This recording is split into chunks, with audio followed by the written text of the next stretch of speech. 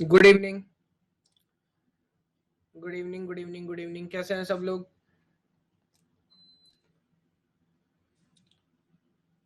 मैं बहुत अच्छा हूँ, थैंक यू सो मच।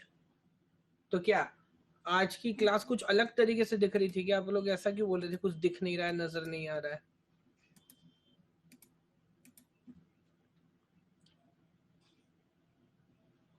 अच्छा, तो इन जनरल काउंटडाउन शो होता है बट आज नहीं हो रहा था ऐसा?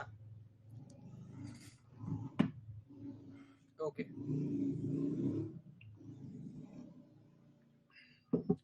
ठीक है। तो चलिए, आज हमें बात करनी है अगेन जो दो तीन छोटे छोटे आइडियाज हैं उनके बारे में।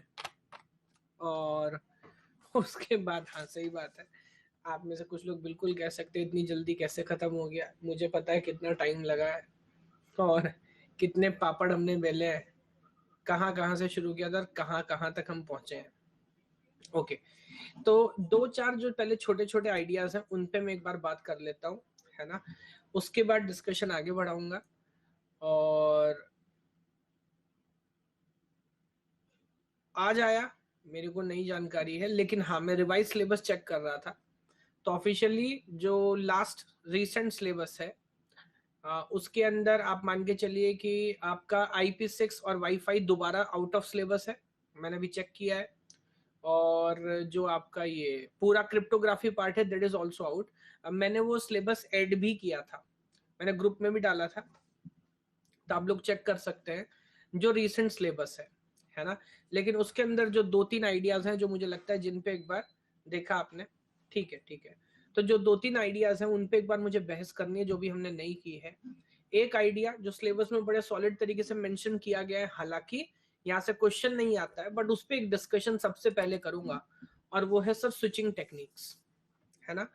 तो स्विचिंग टेक्निक्स क्या कहानी है, थोड़ा सा इसमें हिस्टोरिकल पर्सपेक्टिव है और थोड़ा सा प्रैक्टिकल आइडिया है। पहले एक आइडिया उसके बारे में करूंगा, उसके बाद एक बार थोड़ा सा आपको ब्रीफ कर देता हूँ। उसके बाद जो हार्डवेयर डिवाइसेस है, हालांकि again you don't get a question from this, but कई बार आप लोग बात करते आए हैं कि जो स्पेसिफिक डिवाइसेस है, जैसे रिपीटर क्या होता है, या फिर रिपीटर के बाद हब क्या होता है, ब्रिज क्या होता है, स्विच क्या होता है, राउटर क्या होता है एग्जैक्टली exactly, है ना। उसके बारे में भी एक बार बात करूंगा। और फिर जो टाइम बचेगा एक बेसिक्स में आपसे डिस्कशन करूंगा किसका, क्रिप्टोग्राफी का। तो first of all let me start the idea with the switching technique. ये बड़ा इंपॉर्टेंट तो नहीं है जैसा मैं बोल रहा हूँ, बिकॉज काइंड ऑफ क्वेश्चन यहाँ से एक्सपेक्टेड नहीं है, बट हाँ एक ओवरऑल पर्सपेक्टिव जरूर आपको सोचने में मदद मिलेगी। और उस पर्सपेक्टिव में बहुत सारी चीजें इस जर्नी के अंदर आप सीखोगे। तो देखो, आइडिया समझना। As far switching technique is concern, switching का बेसिक मतलब क्या होता है, कोई बता सकता है? What is switching? स्विच का क्या मतलब है?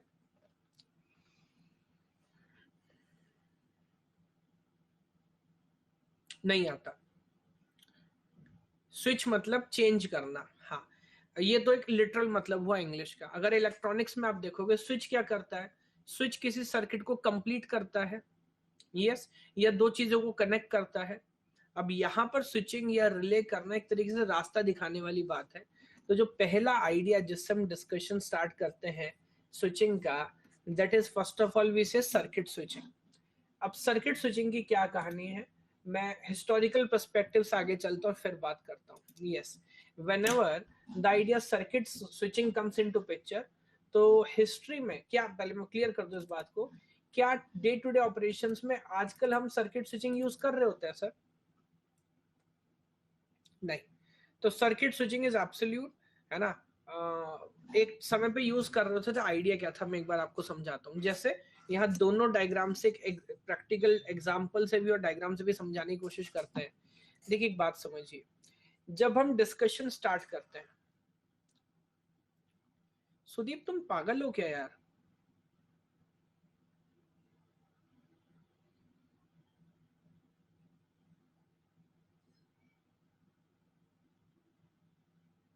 मतलब मानसिक रूप से विक्षिप्त हो, दिमाग में कमी है? अभी मैंने एक शब्द भी पढ़ा है क्या इसके बारे में?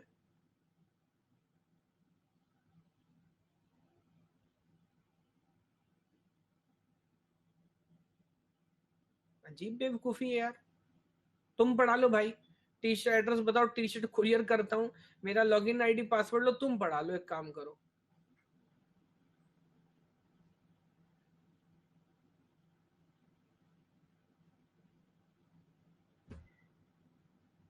पांच मिनट लेट क्लास में कौन आया, आप या मैं, ये बताओ।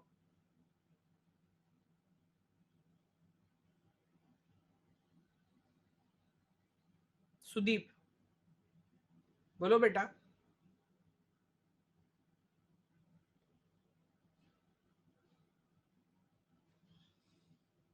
मुझे तो अभी दिखा रहा था आपका, अभी अभी आपने ज्वाइन किया है।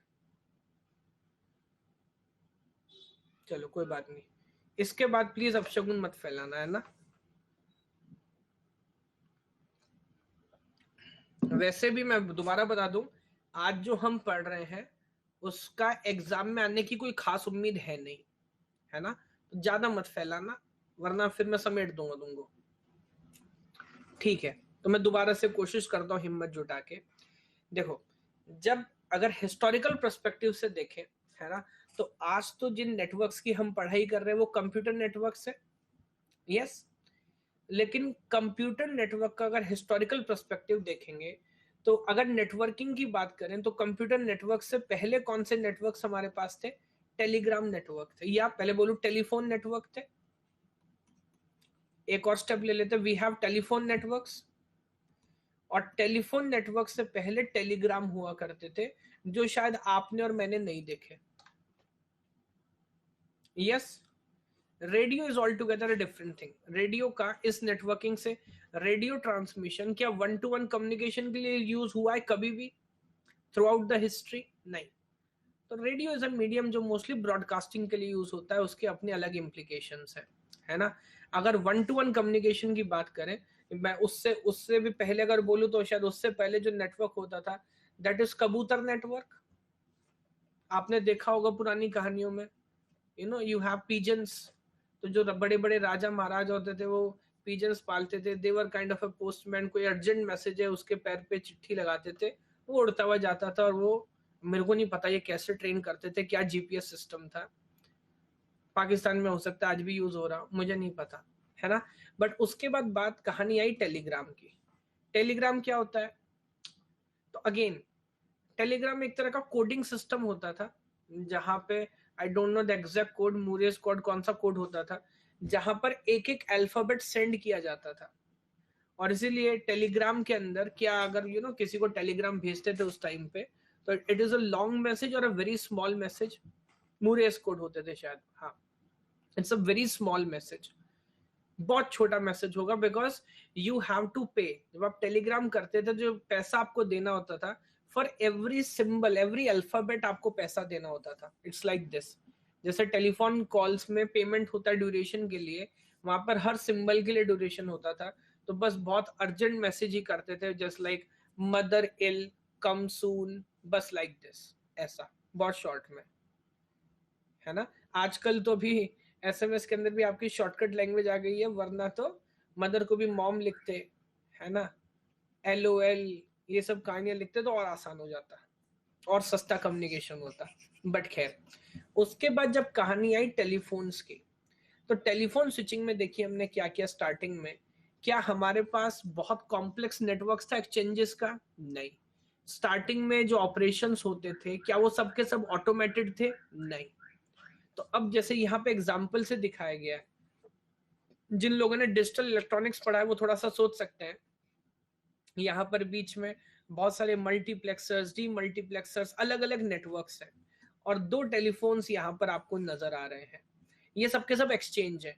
हर एक्सचेंज में इस तरह के मैनुअल ऑपरेटर्स होते थे, जो आप बोलोगे, फॉर एग्जाम्पल, आप डायरेक्ट कॉल नहीं कर सकते। मान लीजिए दिस इज सेंडर या this is caller and this is receiver, और आपको कॉल करना है, तो आप किसी भी वक्त इंस्टेंस कॉल करते थे, या पहले आपको अपनी कॉल बुक करनी पड़ती थी एक्सचेंज में, जिसको ट्रंक कॉल बोलते थे, yes.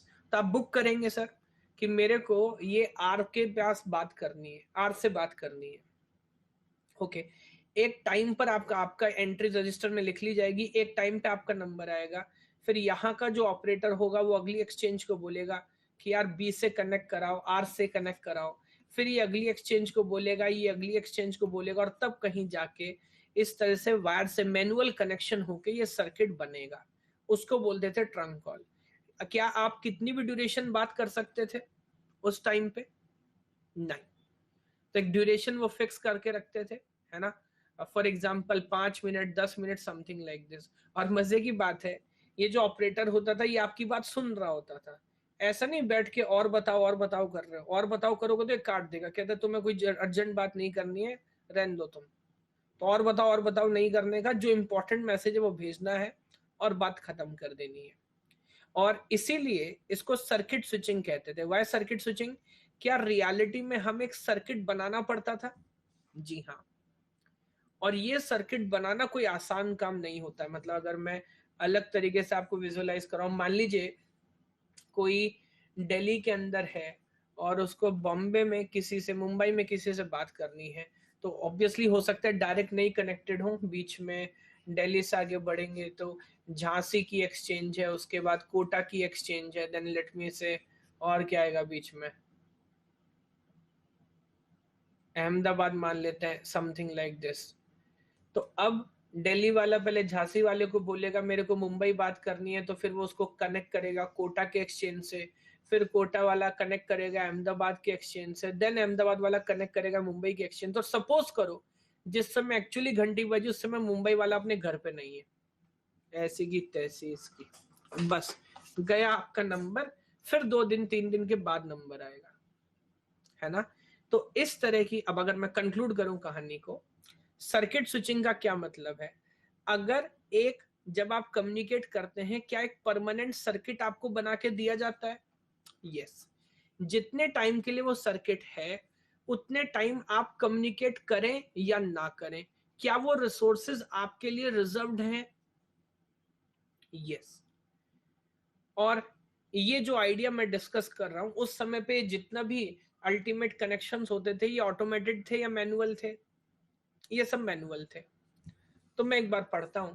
Circuit switching network resource bandwidth divide into small piece और delays during a connection, establish sender provide a dedicated guaranteed data rate, इसीलिए मिल पा रहा है क्योंकि एक पाथ एग्जैक्टली आपको डेडिकेट कर दिया गया है।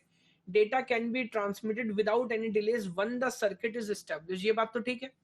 अगर एक बार ये सर्किट स्टैब्लिश हो गया तब उसके बाद क्या एक अच्छी खासी बैंडविड्थ आप यहां से एक्सपेक्ट कर सकते हैं? हाँ। लेकिन पॉइंट ये है, इसको जैसे 3 वे हैंडशेक करते हैं, ये कनेक्शन एस्टेब्लिशमेंट और ये जो टीयर डाउन है, इसमें एक अच्छा खासा टाइम आपको लगने वाला था। यस। इसको भी अगर फर्दर डिवाइड करें तो इसके अंदर 2 आइडिया हो सकते हैं जिसको हम बोलते हैं time division multiplexing and frequency division multiplexing. Now what is time division? Again जो इस एग्जांपल में आपको समझा रहे हैं, अगर मान लीजिए हम एक टाइम एलोकेट कर देते हैं कि 7:10 से 7:20 तक ये सेंडर और रिसीवर को हम कनेक्ट करेंगे, तो इतने टाइम के लिए ये जो रास्ता आपको नजर आ रहा है, जो सर्किट हमने बनाया है, क्या इस सर्किट को कोई और यूज कर सकता है? नहीं। तो इतने टाइम के लिए ये सर्किट आपको एलोकेट हमने कर दिया, और आप उस पर बात करो या ना करो, वो फिजिकली एक कनेक्शन हमने सेटअप कर दिया, आप उसको यूज करेंगे, और वो टाइम पूरा होने के बाद वही स्लॉट में भी किसी और को दिया जाएगा, उसके स्लॉट के बाद वही स्लॉट किसी और को दिया जाएगा। तो ऑब्वियसली यहाँ पर जो रिसोर्सेज का डिवीजन है वो हम किस बेस पे कर रहे हैं? टाइम बेस पे। एक टाइम पे कोई और, फिर अगले टाइम पे कोई और, फिर अगले टाइम पे कोई और। यस। एक और आइडिया हो सकता है जिसको हम बोल सकते हैं frequency division. Now what is frequency division? Is it possible कि जो जो हमारा मीडियम है वो केबल इस लेवल का है या इस पावर का है वो मीडियम, कि एक से ज्यादा सिग्नल कैरी कर सके without collision? Is it possible? देखिए मैं आपको बताऊं, 2 तरह के वायर्स होते हैं। अब ये सब हमारे एजेंडा का पार्ट नहीं है, बट जिसको बोलते हैं base band and broad band. Base band wire जो होते हैं, बेस बैंड, उनके अंदर क्या एक बार में हम एक ही सिग्नल कैरी करते हैं? यस। लेकिन जो पूरी एक कैटेगरी है, एक हायरार्की है ब्रॉडबैंड कनेक्शंस की, ब्रॉडबैंड वायर की। इस ब्रॉडबैंड को उससे मत जोड़िएगा जो घर पे वाईफाई को हम ब्रॉडबैंड बोल रहे होते हैं, बट ब्रॉडबैंड वायर जो कनेक्टिविटी है, या आप बोल सकते हैं उसके अंदर बैंडविड्थ इतनी ज्यादा है कि मल्टीपल सिग्नल्स कैरी कर सकते हैं। तो इस डायग्राम में आप देखो तो आपको समझ आएगा क्या दिखाने की कोशिश की गई है। ए फिलहाल एक सर्किट स्टैब्लिश करके बैठा हुआ है लगभग सेम रास्ते से, और किससे बात कर रहा है? सी से। और उसी मीडियम में भी फ्रीक्वेंसी डिवाइड करके बी, दिस इज बी ने कनेक्शन स्टेब्लिश किया हुआ है किसके साथ? डी के साथ। आजकल भी क्या इस तरह का आइडिया आपको देखने को मिलता है? फॉर एग्जाम्पल अगर बड़ी एक्सचेंज है, मान लीजिए अगेन जो मैं भी एग्जाम्पल दे रहा था, दिल्ली से मुंबई का अगर हम कनेक्शन की बात करें तो इमेजिन करिए क्या दिल्ली से मुंबई एक लाइन होगी, या एक बार में कितने लोग बात कर सकते होंगे? दिल्ली टू मुंबई में भी कई हजार लोग, isn't it? फिर भी कभी कभी, हालांकि आजकल बहुत कम होता है, बट फिर भी रेयरली आपको सुनने में आता है ना, इस रूट की सभी लाइनें व्यस्त है, या line busy, not the receiver busy, line busy. Line busy का मतलब ये है कि जितने रास्ते, जितनी मैक्सिमम कॉल हम एक साथ पैच कर सकते थे वो हमने पैच की हुई है, बनाई हुई है, उसके आगे अभी आप काम नहीं कर सकते। आजकल तो न्यू ईयर पे भी लोग व्हाट्सएप ही कर रहे होते हैं, बट खैर ये आइडिया आप समझ पा रहे हैं क्या? तो अगेन मैं 2-3 कंक्लूजन जल्दी से पूछ लेना चाहता हूं। सर्किट स्विचिंग के अंदर क्या हम एक सर्किट स्टैब्लिश करते हैं? यस। सर्किट स्टैब्लिश करने के बाद जरा एडवांटेजेस देखिएगा, अगर कोई कंफ्यूजन हो तो मुझे बताइएगा। The main advantage of circuit switching is that committed transmission channel is established between the computer and that gives a guaranteed data rate। सही बात है क्या? इसके अंदर डिलेज भी नहीं होंगे क्योंकि एक डेडिकेटेड पाथ आपके पास है। अच्छा, जो डेटा आप सेंड करोगे क्या उसमें कोई हेडर वेडर, कोई पाथ बताने की जरूरत है या नहीं? कोई पाथ बताने की जरूरत नहीं, जो कुछ हमने पढ़ा है, क्योंकि सर एक ही रास्ता, उसी के होते हुए आगे जाना है। तो कोई पाथ, कोई कहानी नहीं आपको बतानी। रीऑर्डरिंग हो सकता है कि जो पहले भेजे वो बाद में आए, जो बाद में भेजे वो पहले आए, नहीं, एक ही रास्ता, उसी से सबको जाना है। तो इस तरह की भी कोई प्रॉब्लम रन टाइम पे जनरेट नहीं होगी। फॉलो कर पा रहे हैं? अगेन प्रॉब्लम क्या हो सकती है? कनेक्शन स्टेब्लिश करना, जो शायद मैं आपको एग्जांपल से बताने की कोशिश कर रहा हूं। कनेक्शन स्टेब्लिश करना आसान है कि मुश्किल है? बहुत मुश्किल काम है, क्योंकि हर किसी को फिक्स चैनल रिसोर्सेज दी जा रही हैं। तो क्या बहुत ज्यादा बैंडविड्थ खर्चा होता है? हाँ, क्योंकि यहाँ शेयरिंग नहीं है, यहाँ शेयरिंग नहीं है, एक टाइम पे आपको एलोकेट कर देते हैं। यस, अगर आपका मीडियम फ्री भी है तब भी क्या किसी और के डेटा को ट्रांसमिट करने के लिए यूज किया जा सकता है? नहीं, क्योंकि जिस समय हमने एलोकेट किया है अब वो यूज कर रहा है कि नहीं कर रहा है, लेकिन फिलहाल वो उसी के एलोकेटेड रहेगा। और अल्टीमेट कंक्लूजन, आज के टाइम पे ये आइडिया यूज में है कि नहीं है, तो बहुत रेयरली। अगेन देखो, it also depends on the logic requirement. अब देखो, अगर फॉर एग्जाम्पल ध्यान से सोचिएगा, सिंगापुर में एक बहुत बड़ा डेटा सेंटर है गूगल का, और एक बहुत बड़ा डेटा सेंटर फॉर एग्जांपल मान लीजिए न्यूयॉर्क में है। क्या गूगल को हो सकता है चाहिए हो कि इनके बीच में डायरेक्ट सर्किट कनेक्शन स्टेब्लिश करे? सोचो आप। May be yes. वो करने का एडवांटेज क्या है, जिसको बोलते हैं लीज लाइन डालना या डायरेक्ट कनेक्ट करना। अगर डायरेक्ट सर्किट कनेक्शन परमानेंटली आप स्टेब्लिश करके रखोगे तो आपको क्या डेटा ट्रांसमिशन बहुत हाई रेट से मिलेगा? यस। तो आज भी इस तरह की व्यवस्था, इस तरह के आइडिया को इमेजिन किया जा सकता है। कब? जब ट्रांसमिशन बहुत ज्यादा करना हो और बहुत हाई ट्रांसमिशन रेट एक्सपेक्टेड हो, like 1000 Gbps, terabyte per second, something like this. Otherwise day to day operations में, वेदर वो टेलीफोन नेटवर्क्स है या वो कंप्यूटर नेटवर्क्स है, circuit switching is now day not used. क्या ये बात समझ पा रहे हैं आप? अच्छा, ये बात हुई स्टार्टिंग की। मुझे नहीं पता आपको अगर याद हो, स्टार्टिंग में जब इंटरनेट हमने यूज करना स्टार्ट किया तो वो हम टेलीफोन नेटवर्क के थ्रू ही करते थे, डायल अप कनेक्शन जिसको बोलते थे। और जितने टाइम आपका नेट चलता था उतने टाइम फोन बिजी रहता था। याद है? कहीं आसपास मोहल्ले में कोई ना कोई ऐसा होगा जो यूज करता होगा। यस। तो स्टार्टिंग में जब नेटवर्क्स आप यूज करते हैं इंडिया के अंदर भी, तो क्या हम टेलीफोन नेटवर्क के थ्रू ही करते थे? जी हाँ, बीएसएनएल का आता था, बिल्कुल। यस। अब आजकल हम क्या कर रहे होते हैं, जो एक्चुअल आइडिया है, दैट इज पैकेट स्विचिंग। अभी पैकेट स्विचिंग भी दोबारा डायग्राम याद करोगे तो पैकेट स्विचिंग सर कितने टाइप का है? 2 टाइप का है। एक है हमारे पास डेटा ग्राम अप्रोच और दूसरा है हमारे पास वर्चुअल अप्रोच। मैं दोनों एग्जांपल से समझाता हूँ। डेटाग्राम तो शब्द कुछ सुना सुना लग रहा होगा आपको, यस और नो? अगेन जब हम नेटवर्क लेयर की बात करते हैं तो कहने का मतलब क्या इन पैकेट स्विचिंग, क्या जो भी आपका मैसेज होगा उसको हम, पहले मैं जनरल बात कर लेता हूँ, जो भी मैसेज होगा क्या उसको हम छोटे छोटे पैकेट्स में डिवाइड कर लेंगे? अब इसको डेटाग्राम बोलो, सेगमेंट बोलो, कोई फर्क नहीं पड़ता। Yes, very good. दूसरी बात, जो नेटवर्क है, क्या हर पैकेट अपने आप में इंडिपेंडेंट अथॉरिटी होगा जिसके पास सेंडर का रिसीवर का एड्रेस होगा? यस, पूरा नेटवर्क हमने इसी अप्रोच से पढ़ा है। क्या कोई भी कनेक्शन परमानेंटली सेटअप होगा और कोई रास्ता आपके लिए रिजर्व किया जाएगा? नहीं, ऐसा नहीं है। तो कोई रास्ता आपके लिए रिजर्व नहीं होगा। तो अब क्या आउट ऑफ ऑर्डर अराइवल हो सकता है? क्या ये पैकेट अलग अलग रास्ते से जा सकते हैं? जी हाँ, जैसा आप शायद देख भी पा रहे हैं, 1 ऐसे गया, फिर नीचे आया, फिर इधर से गया, 3 शायद सीधा गया, 4 डायगनली गया और 2 नीचे से होके गया। तो अलग अलग रास्ते से अलग अलग लोग जा सकते हैं, हर किसी की अपनी अलग अलग कैपेसिटी है और बेस्ड ऑन द रिक्वायरमेंट वहां पर कम्युनिकेशन हो रहा होगा। क्या ये बात सब लोग फॉलो कर पा रहे हैं? अच्छा, अगर एक बार मैं जनरली आपसे पूछ लूं, सर ऐसा करने का मुझे एडवांटेज बताओ क्या है? क्या इस तरह के नेटवर्क पे काम करना या यूज करना महंगा होगा कि सस्ता होगा?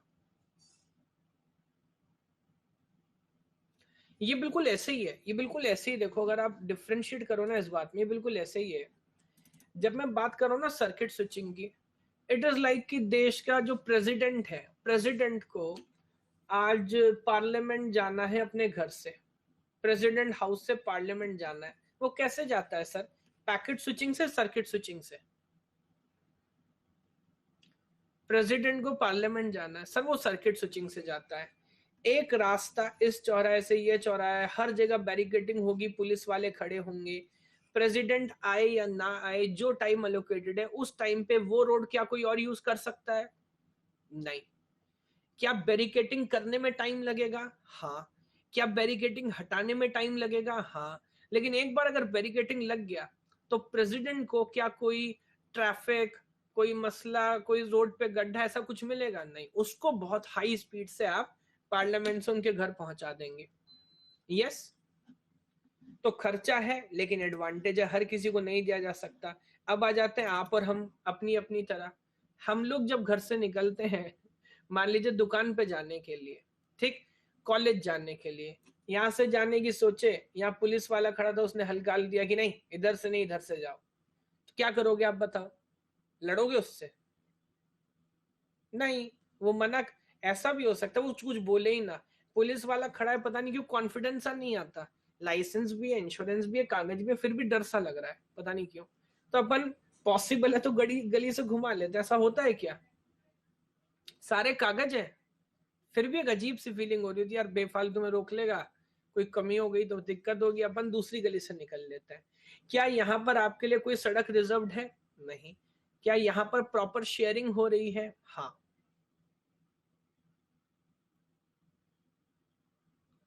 गाड़ी की लाइट जलती है कि नहीं? अब हाँ, वो सही बात है, उनकी पूरी नियमावली है, कुछ ना कुछ कमी निकाल देंगे। तो मुझे बताएं, क्या पैकेट स्विचिंग का बहुत अच्छा एग्जांपल ये हो सकता है? एक घर से 4 बच्चे निकलेंगे, कौन स्कूल पहले पहुंचेगा कौन बाद में, किसी बात की कोई गारंटी नहीं है, पहले भी पहुंच सकता है, बाद में भी पहुंच सकता है। और आजकल इंटरनेट पर हम जितना डेटा कैरी कर रहे होते हैं मोरलेस, सर क्या सबके सब में पैकेट स्विचिंग ही यूज हो रहा होता है? जी हाँ, ऑब्वियसली। एडवांटेज क्या है? चीप है या कॉस्टली है? चीप है, सस्ता है। क्या रिसोर्सेज का एफिशिएंट यूज है? हाँ, रिसोर्सेज का एफिशिएंट यूज है। लेकिन लेकिन क्या बहुत हाई स्पीड डेटा ट्रांसमिशन के लिए अच्छा है? नहीं।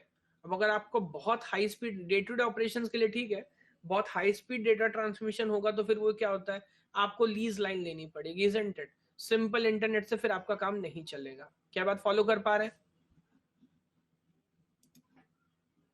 अच्छा, अब इन दोनों आइडियाज को मिक्स कर सकते हैं, एक वर्चुअल, एक सर्किट स्विचिंग, एक पैकेट स्विचिंग, जिसको हम बोलते हैं वर्चुअल नेटवर्क। वर्चुअल नेटवर्क का आइडिया क्या है?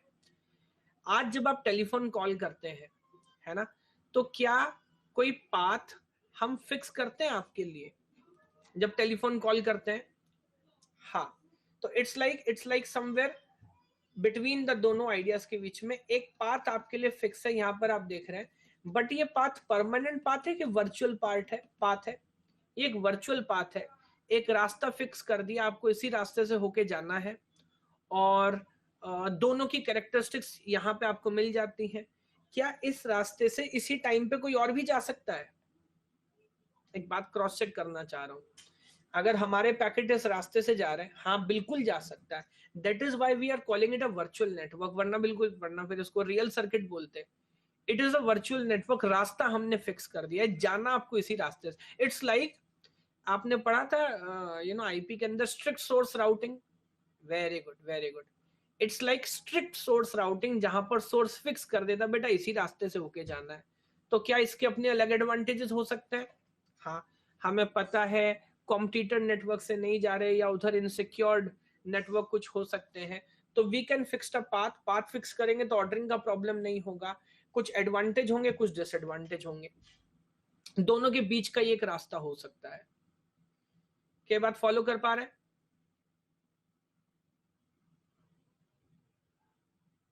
यस।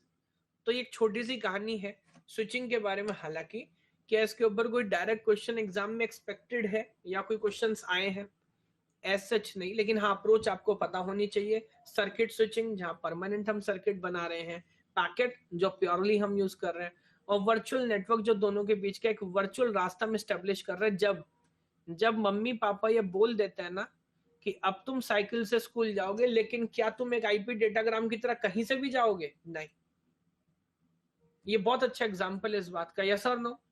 तो जब पता नहीं पहले रिक्शा से जाते हैं, ऑटो से जाते हैं, जब पहली बार साइकिल दिलाई जाती है तो वर्चुअल नेटवर्क बनाया जाता है। जाहिर सी बात है हमारे मम्मी पापा अपने लिए पर्सनल रोड तो नहीं बनवा सकते, लेकिन एक रास्ता जरूर फिक्स करते हैं कि बेटा इससे ही जाना, और कहीं मोहल्ले में घूमते मिले तो बहुत पिटाई होगी।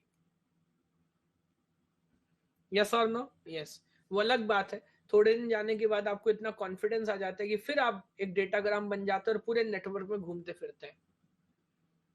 वो अलग बात है, किसी राउटर पे आपके अंकल मिल जाएंगे, आपका टाइम टू लिव जीरो होगा, एक एरर मैसेज जनरेट करेंगे आपके पापा के लिए कि जी आपका बच्चा इस राउटर पे इस मोहल्ले में देखा गया था इस समय। एक आईसीएम में मैसेज जनरेट करेंगे कि आपका बच्चा इस मोहल्ले में पकड़ा गया इस राउटर पे। फिर देखिए क्या होता है। वो नहीं पता अंकल को कि अंकल की बच्ची भी दूसरे राउटर पे घूम रही है, अंकल को ये जानकारी नहीं है, बट अंकल आपके चक्कर में लगे हुए हैं।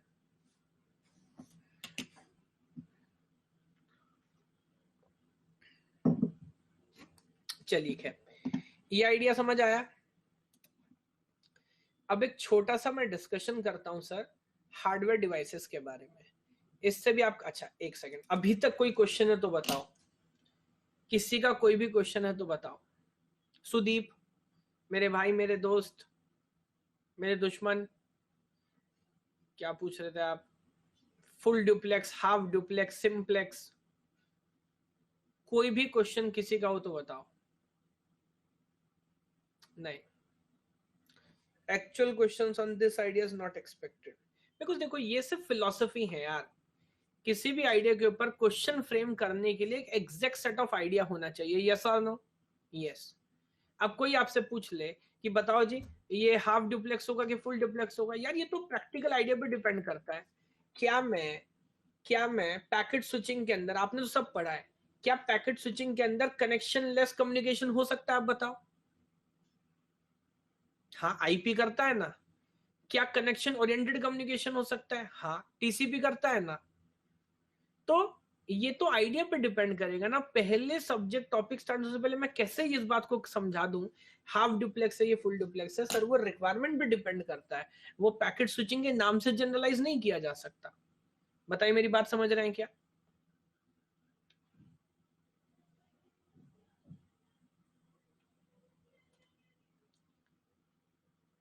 ठीक है, वेरी गुड। अब मैं जो बोल रहा था हार्डवेयर वाला idea, that is repeater. Repeater से स्टार्ट करता हूं, है ना। 1 मिनट मुझे दीजिएगा, just give me a second.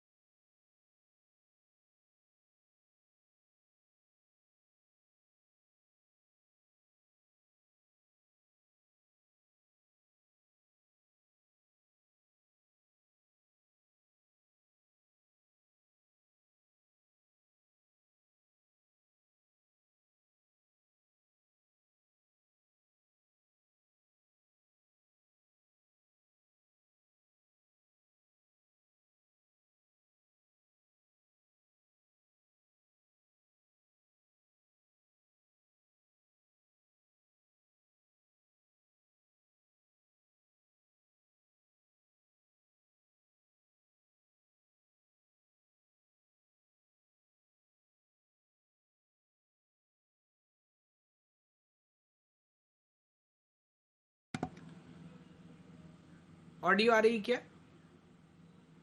Okay okay.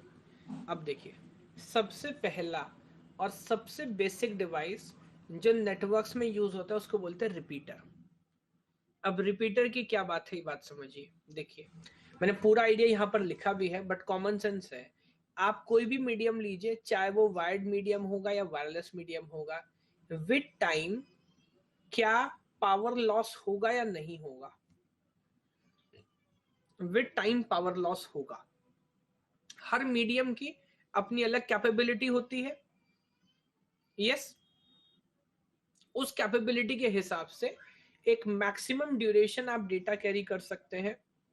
उसके बाद अगर आप अपने नेटवर्क को फर्दर बढ़ाना चाहते हैं तो आपको एक डिवाइस लगाना पड़ेगा जिसको हम बोलते हैं रिपीटर। क्या रिपीटर ऐसा है कि वायर्ड मीडियम पे ही होगा या वायरलेस पे ही होगा? नहीं, ऐसा जरूरी नहीं है।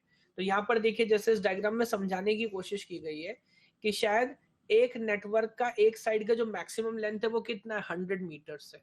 100 मीटर के बाद हमें यहाँ पे रिपीटर लगाना पड़ रहा है again for the next 100 metre, so that हम अपने नेटवर्क को एक्सटेंड करके 200 मीटर्स तक चला सके। उसके बाद आपको दोबारा एक्सटेंड करना होगा तो फिर रिपीटर लगाना पड़ेगा। तो रिपीटर सर क्या करेगा, यहाँ पर अगर रिपीटर है, दोबारा से इस सेम सिग्नल को बूस्ट करके फिर आगे एज यूजुअल भेजेगा और फिर ये कहानी कुछ आगे बढ़ेगी। यस, इस तरह के वायर्ड रिपीटर भी आते हैं। आप नेट पे चेक करेंगे, आजकल बहुत सारे वाईफाई रिपीटर आते हैं। अगर वाईफाई का सिग्नल वीक है तो आप इसे प्लग कर सकते हैं और ये क्या करेगा, ये आपके सिग्नल को एम्पलीफाई करके वहां पर बहुत अच्छे से डिस्ट्रीब्यूट कर देगा। कभी कभी इस तरह के, जैसे फॉर एग्जांपल माउंटेन्स वगैरह होते हैं, हर्डल्स हो सकते हैं, तो माउंटेन्स वगैरह में हम एंटीना यूज करते हैं, रिपीटिशन की एक तरफ से सिग्नल जाए तो वो उसको दोबारा एम्पलीफाई करके उस ऑब्स्टिकल को नेगोशिएट करके दूसरी साइड भेज दे। Repeater is like a stabiliser in a low voltage. नहीं, थोड़ा सा डिफरेंट आइडिया है। देखिए, लो वोल्टेज डिस्ट्रीब्यूशन की वजह से नहीं होती, वो तो वोल्टेज लो हो ही रही है किसी और तरीके से। इट इज लाइक कि ये आप, amplifier is the correct word, amplifier is the correct, नहीं ट्रांसफॉर्मर भी गलत आइडिया है इसके लिए। ट्रांसफॉर्मर भी गलत आइडिया है। मैं सिर्फ ये बोल रहा हूं, समय के साथ एक चीज का जो वैल्यू है वो बहुत कम हो रहा होता है, तो उसको दोबारा पढ़ के समझना और बूस्टअप करके दोबारा आगे भेजना, that is the idea of repeater. आप चाहें तो पूरा डिटेल में देख सकते हैं, जैसे यहां पर मैंने वर्ड बाय वर्ड लिखा है। Long wire, longer the wire the power loss ज्यादा होगा, तो जो एम्पलीट्यूड है वो धीरे धीरे धीरे कम होने लगता है। उस केस में आपको क्या करना पड़ेगा, बाद में मान लीजिए आप कॉल है तो वो ऑडिबल नहीं रहेगा, या रेडियो स्टेशन से तो वो बहुत ज्यादा पुअर हो जाते हैं, तो यू मस्ट इम्प्लेस अ रिपीटर जो सिग्नल को लेगा, सिग्नल को रीट्रांसमिट करेगा, पावर उसको देना पड़ेगा, पावर इंक्रीज करेगा, रीट्रांसमिट करेगा, सो दैट वो दोबारा एक डिस्टेंस ट्रेवल कर सके। ऑब्वियसली क्या ये एक इलेक्ट्रॉनिक डिवाइस होगा, इसमें पावर कंजम्पशन होगा? यस। सेकेंड पॉइंट मैं एक बार क्लियर कर दूं, क्या ये डेटा लिंक लेयर पे काम करेगा, फिजिकल लेयर पे, नेटवर्क लेयर पे? नहीं सर, ये फिजिकल लेयर पे काम करेगा। इसका मतलब क्या इसको पढ़ने वढ़ने की कोई समझ है? इसको पता फिजिकल लेटर्स क्या है और लॉजिकल लेटर्स क्या? ना ना, इसको नहीं पता है ना। तो ये जो है सिर्फ फिजिकल लेयर पे काम करता है। क्या ये डेटा को इंटरप्रेट करने की कोशिश करेगा? क्लियर करिए इस बात को भी। नहीं सर, ये डेटा को इंटरप्रेट वगैरह इसका काम नहीं, ये तो बेचारा सिर्फ उसको फिजिकल लेयर पे काम करेगा, जो डेटा मिलेगा जैसा मिलेगा उसको एम्पलीफाई करेगा और आगे भेज देगा। क्या ये बात समझ आती है सभी को?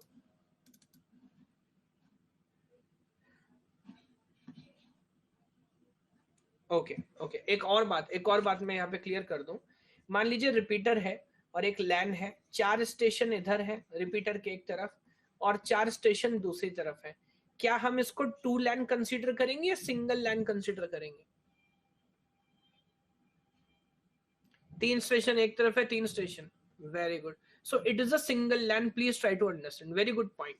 ये तो बस एक तरह का पॉइंट है जहां पर हम दोबारा सिग्नल को बूस्ट करके आगे भेज रहे हैं। तो अगर मैं कुछ कंक्लूजन करूं तो ये फिजिकल लेयर में काम करता है, लैन की रेंज को इंक्रीज करेगा और कॉलिजन यहाँ पॉसिबल होंगे। यानी कि अगर स्टेशन ए कम्युनिकेट कर रहा है, इमेजिन इट इज अ बस टोपोलॉजी, स्टेशन ए कम्युनिकेट कर रहा है उसी टाइम पे this is A, this is B, C and suppose this is D, तो क्या डी और ए आपस में कोलाइड करेंगे?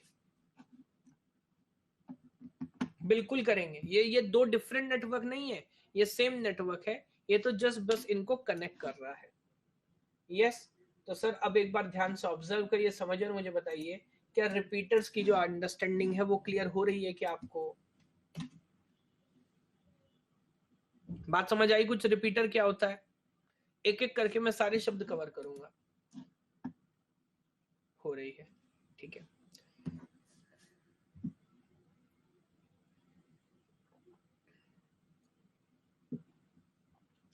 सर प्लीज क्या आप पूरा फुल ओएसआई वर्किंग साइकिल्स के बारे में बता सकते हैं क्या? सर इसके लिए स्टार्टिंग में मैंने प्रॉपर तरीके से एक एक ड्यूटी एक्सप्लेन की है, अगर सेम बात रिपीट करूंगा कोई फर्क नहीं पड़ेगा, है ना। तो मैं एडवाइस करूंगा स्टार्टिंग की 3 क्लासेस में मैंने सिर्फ बेसिक्स पढ़ा है नेटवर्क का और बहुत शानदार तरीके से पढ़ाया है। तो आप जाओ वो क्लास देखो, आपको एक एक बात समझ आएगी। जी हाँ, रिपीटर फिजिकल लेयर में होता है। ठीक है, आगे बढ़ता हूं। रिपीटर का जो अगला बड़ा भाई है सर वो है हब। अब हब क्या चीज है? अच्छा एक सेकेंड, पहले मैं एक बात आपको याद दिला दूं। रिपीटर भी अगेन, क्या आजकल जो एक्चुअल नेटवर्क्स हैं वहां पर रिपीटर यूज होते हैं? हाँ होते हैं, बहुत लिमिटेड केस में होते हैं, बट ये कोई बहुत इंटेलेक्चुअल डिवाइस तो है नहीं। आप समझ रहे हैं डिवाइस का मतलब क्या? ये तो बस उस सिग्नल को बूस्ट करके आगे भेज रहे हैं।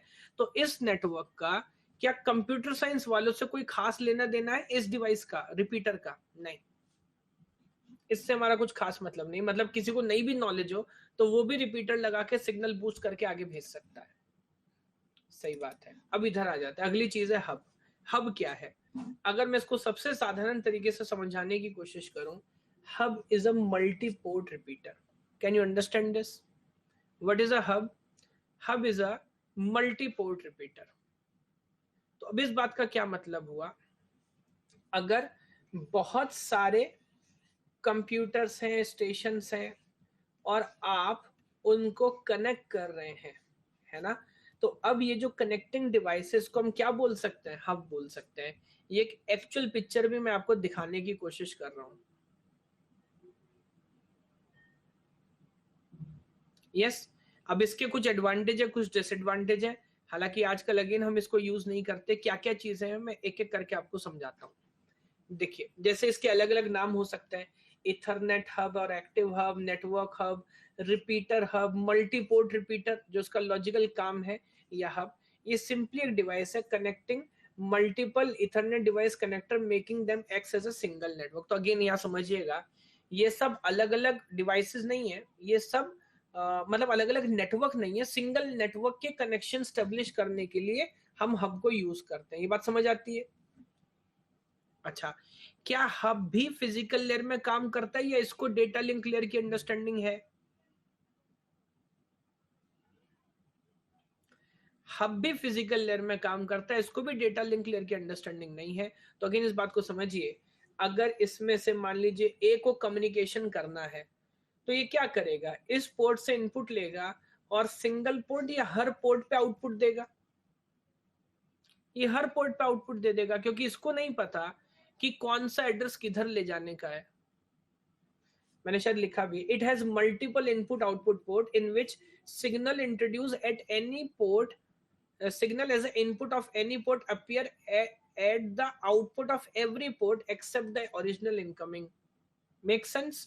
जिधर से आएगा ये उसको फिर दोबारा से रिपीट करके हर जगह भेज देगा। तो it is like a repeater, बस पॉइंट है कि it's a multi port repeater.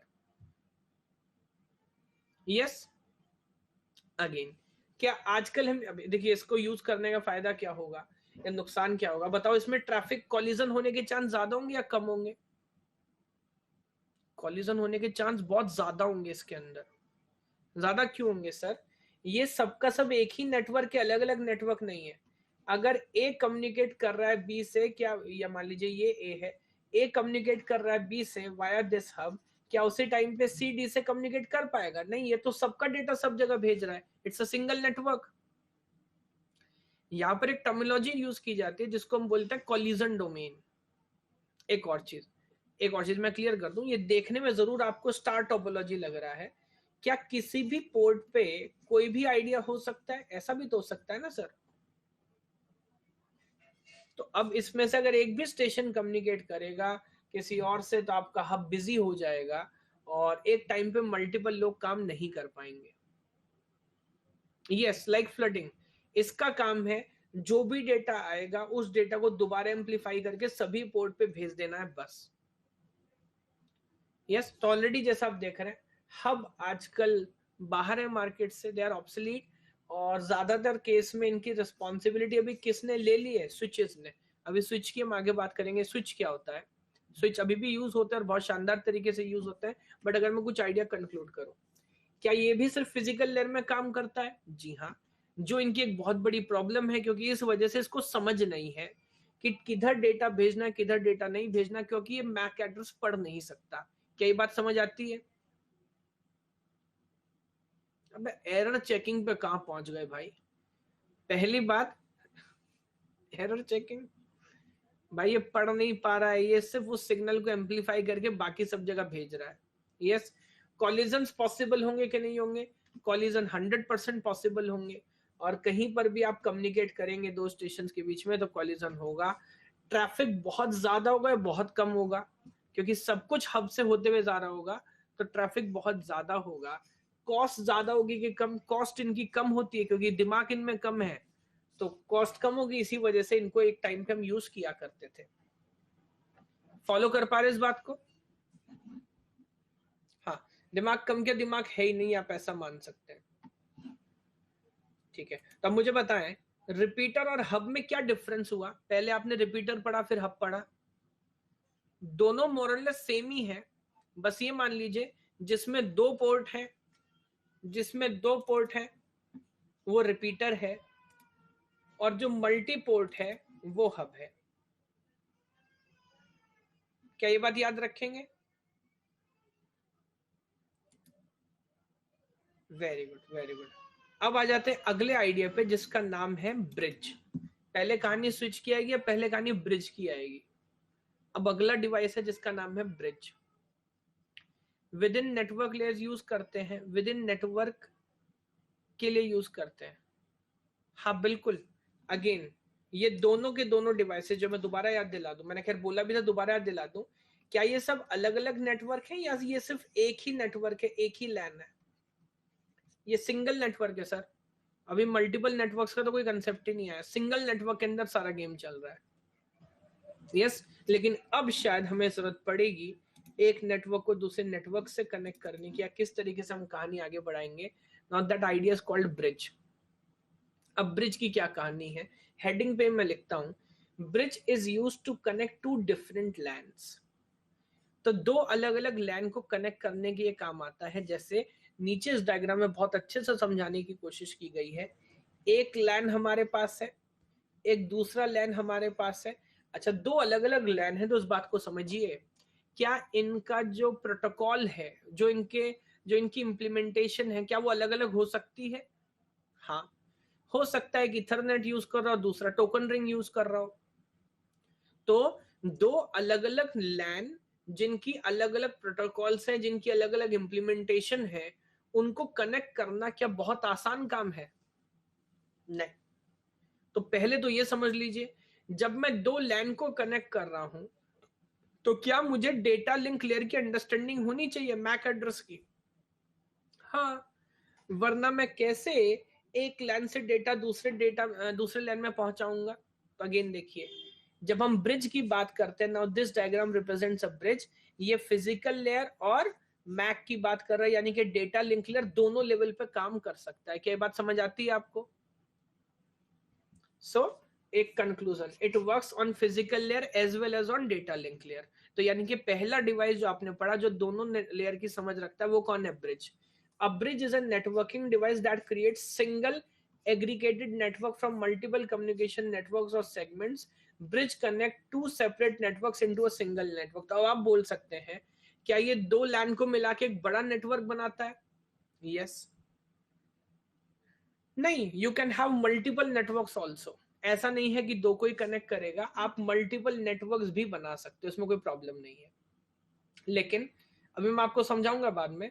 Practically जब हम दो लैंड्स को कनेक्ट करते हैं तो ब्रिज ना यूज करके हम रियलिटी में राउटर यूज कर रहे होते हैं.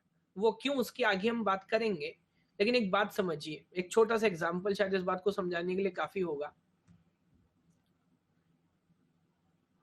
आईपी की बात नहीं है, फ्रेगमेंटेशन का पूरा आइडिया याद है आपको? फ्रेगमेंटेशन का.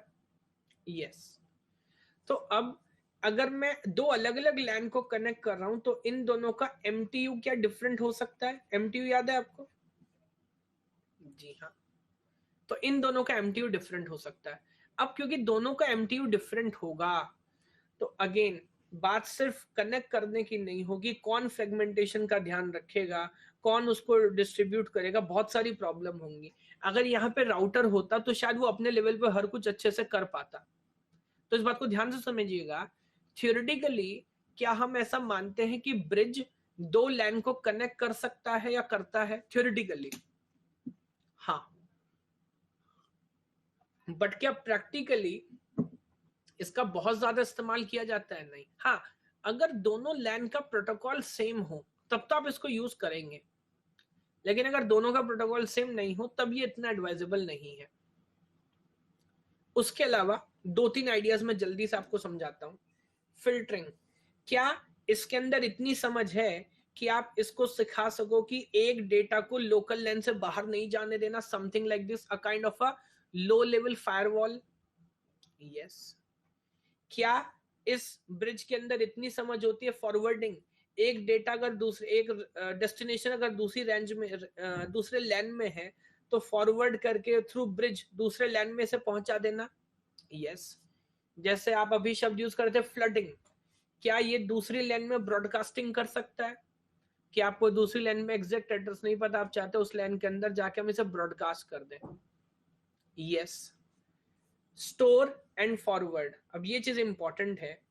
एक डेटा इधर से आ रहा है, एक डेटा इधर से आ रहा है, क्या ब्रिज के अंदर कोलाइड होकर जाएंगे आपस में? नहीं. तो अब इसके पास अपना छोटा सा मेमोरी, छोटा सा स्पेस, छोटा सा बफर है जहां पर ये उसको स्टोर करके फॉरवर्ड कर सकता है. It is not like repeater और हब की जहां पे कॉलिजन हो जाएगा. जी हाँ, इसके पास बिल्कुल सही बात है, इसके पास अपनी टेबल हो सकती है जिस टेबल में मेंटेन करेगा. क्या मेंटेन करेगा कि फॉर एग्जांपल यहां पर इस लैन के अंदर port number 1, port number 2, port number 3, port number 4, मेरे पास कितने पोर्ट नंबर हैं, और इधर भी बना देता हूं. Late me say this is 5 6 7 8 something like this. तो 5 6 7 8 ऊपर लिख देता हूँ। ये सब के सब नेटवर्क नंबर 1 में है, ये सब के सब नेटवर्क नंबर 2 में है। इनके फिजिकल एड्रेस क्या है? क्या सारी कैलकुलेशन इसके पास होगी? हाँ, तभी तो ये पूरा मैनेज कर पाएगा, है ना। अगेन फिर पढ़ने के लिए बहुत कुछ है। एक टाइम तक ये ब्रिज भी स्टैटिक और डायनेमिक होते हैं। अगर किसी लोकल लैन में कोई चेंज होगा तो आप क्या चाहते हैं? ब्रिज अपने हिसाब से चीजों को समझ ले, एडजस्ट कर ले, या कोई मैनुअल आदमी होगा जो बैठ के ब्रिज की एंट्री चेंज करेगा टेबल की? तो स्टार्टिंग में स्टैटिक ब्रिजेस हुआ करते थे, है ना, जहां पर इंसान उनको चेंज करता था, बट आजकल ये सब ऑटोमेट होते हैं। आप इवन किसी सिस्टम का मैक एड्रेस चेंज करते हो, उसका नेटवर्क इंटरफेस कार्ड चेंज करेंगे, कोई सिस्टम हटाएंगे, कोई लगाएंगे। अब मान लीजिए एक सिस्टम आपने 8 नंबर इधर से हटा के इस वाले लैन में लगा दिया, तो खुद में खुद अपने आप को मैनेज कर लेगा। बेसिकली 2 लोकल नेटवर्क को कनेक्ट करने का काम ब्रिज कर रहा होता है, और उस लेवल की जो अंडरस्टैंडिंग है उस पर भी वो काम संभाल लेता है। क्या ये बात समझ पा रहे हैं आप? यस। लेकिन अगेन ब्रिज एक लेवल तक अच्छा काम करते हैं, बट इनका काम थोड़ा सा अलग है। ये 2 नेटवर्क को कनेक्ट कर रहे हैं। अगला जो डिवाइस हमारे पास है that is called switch. Switch, और स्विच कैसे काम करता है, ये बहुत शानदार आइडिया है। और आज के टाइम पे आप किसी भी अपने कॉलेज में जाके देखोगे, किसी भी इंस्टीट्यूट में जाके देखोगे, ज्यादातर कंपनीज में जो नेटवर्क हैंडल हो रहा होता है वो किससे हो रहा होता है? स्विच से। यस। अगली बार, इस बार तो नहीं, बट अगली बार गेट से पहले जब मैं सब्जेक्ट रिपीट कर रहा हूँ नेटवर्क्स, तब मैं जो यहाँ पर पिक्चर लगाऊंगा वो अपने जो मेरा ऑफिस होगा उसमें जो मैं स्विच लगाऊंगा उसका पिक्चर लगाऊंगा, ऐसा प्रॉमिस कर रहा हूं। यस। तो खैर पहले एक बार इसका आइडिया समझ लेते हैं और फिर ध्यान से देखेंगे क्या इसकी कहानी है और कैसे आगे बढ़ेगा। ब्रिज फ्रेगमेंटेशन करता है, वही मैं बोल रहा हूं। Technically bridge fragmentation in reality नहीं कर पा रहा होता। अगर दोनों का बोलना चाहिए, अगर दोनों लैन का प्रोटोकॉल सेम है तो कोई टेंशन नहीं है, फिर जरूरत नहीं पड़ेगी, फिर जरूरत नहीं पड़ेगी। लुक एट दिस वन, अगर दोनों का MTU सेम है तो जरूरत नहीं पड़ेगी, बट प्रैक्टिकली ये करने में से बहुत तकलीफ हो रही होती है। हब इज आउटडेटेड, हब अभी कोई नहीं लगाता, सब लोग स्विच यूज कर रहे होते हैं। पढ़ते हैं इसके बारे में। Switch is a connecting device which generally has many port compared to bridges which generally have two phase interface। तो आमतौर पे ब्रिज की जब इमेजिनेशन करते हैं तो ब्रिज क्या करता है? ब्रिज 2 नेटवर्क को कनेक्ट कर रहा होता है, हालांकि हम उसे एक्सटेंड भी कर सकते हैं, but in generally we understand that 2 interface होता है। यस। अब यहां पर स्विच का क्या काम है? अब लेकिन मैं एक बार याद दिला दूं, थोड़ा सा डिफरेंट क्यों है। जब हम ब्रिज की बात करते हैं, ब्रिज का काम एक लैन के अंदर का या 2 लैन को जोड़ने का है? ब्रिज का काम, ब्रिज का काम है 2 लैन को जोड़ने का। यस। यहां पर स्विच में हम क्या करते हैं? हम एक सिंगल लैन स्टैब्लिश कर रहे होते हैं। बट स्विच की बहुत सारी खास बात है, किस तरह से आगे बढ़ रहा होता है। A switch also called switching hub, इसीलिए कोई इसे हब से रिलेट कर रहा है, और ब्रिजिंग हब, और ICC magnesium networking device that connect different computers network by using a packet switching to receive forward data to a destination device. देखिए बेसिकली पॉइंट क्या है कि इन सब के सबको, जैसे ये आपको कितना नजर आ रहा है, 24 48 पिंस का ये ब्रिज है। अब यहां पर जो बनता वो बनता स्टार टोपोलॉजी। क्या बनता? Star topology. और क्या ये एक सिंगल लैन है? ये एक सिंगल लैन है, एक सिंगल नेटवर्क है। इसकी खास बात क्या है, क्यों ये इसकी अंडरस्टैंडिंग शानदार है? पहला तो, क्या इसको डेटा लिंक लेयर की अंडरस्टैंडिंग है? जी हाँ, इसको डेटा लिंक लेयर की अंडरस्टैंडिंग है। दूसरी बात, अगर आप A से B पर डेटा भेजेंगे तो क्या ये हर किसी के पास भेजेगा, या इसको एग्जैक्ट रास्ता पता है क्योंकि ये मैप लेयर की अंडरस्टैंडिंग रखता है? ये सबके पास नहीं भेजेगा, ये एग्जैक्टली B के पास भेजेगा। स्टार टोपोलॉजी की सबसे अच्छी बात क्या है कि यहां पर आपको इन जनरल स्पीड ज्यादा मिलती है कि कम मिलती है? स्पीड ज्यादा मिलती है।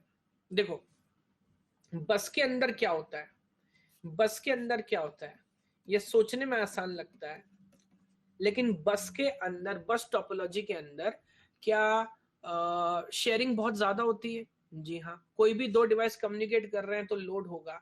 अब सोचिए अगर एक ऑफिस है, उसके अंदर बहुत सारे सीसीटीवी कैमराज हैं, बहुत सारे कंप्यूटर्स हैं, बहुत सारे सर्वर्स हैं, अगर सबके सबको आप एक ही बस पे लगा दोगे तो क्या फाइनल स्पीड आपको बहुत अच्छी मिलने वाली है? नहीं।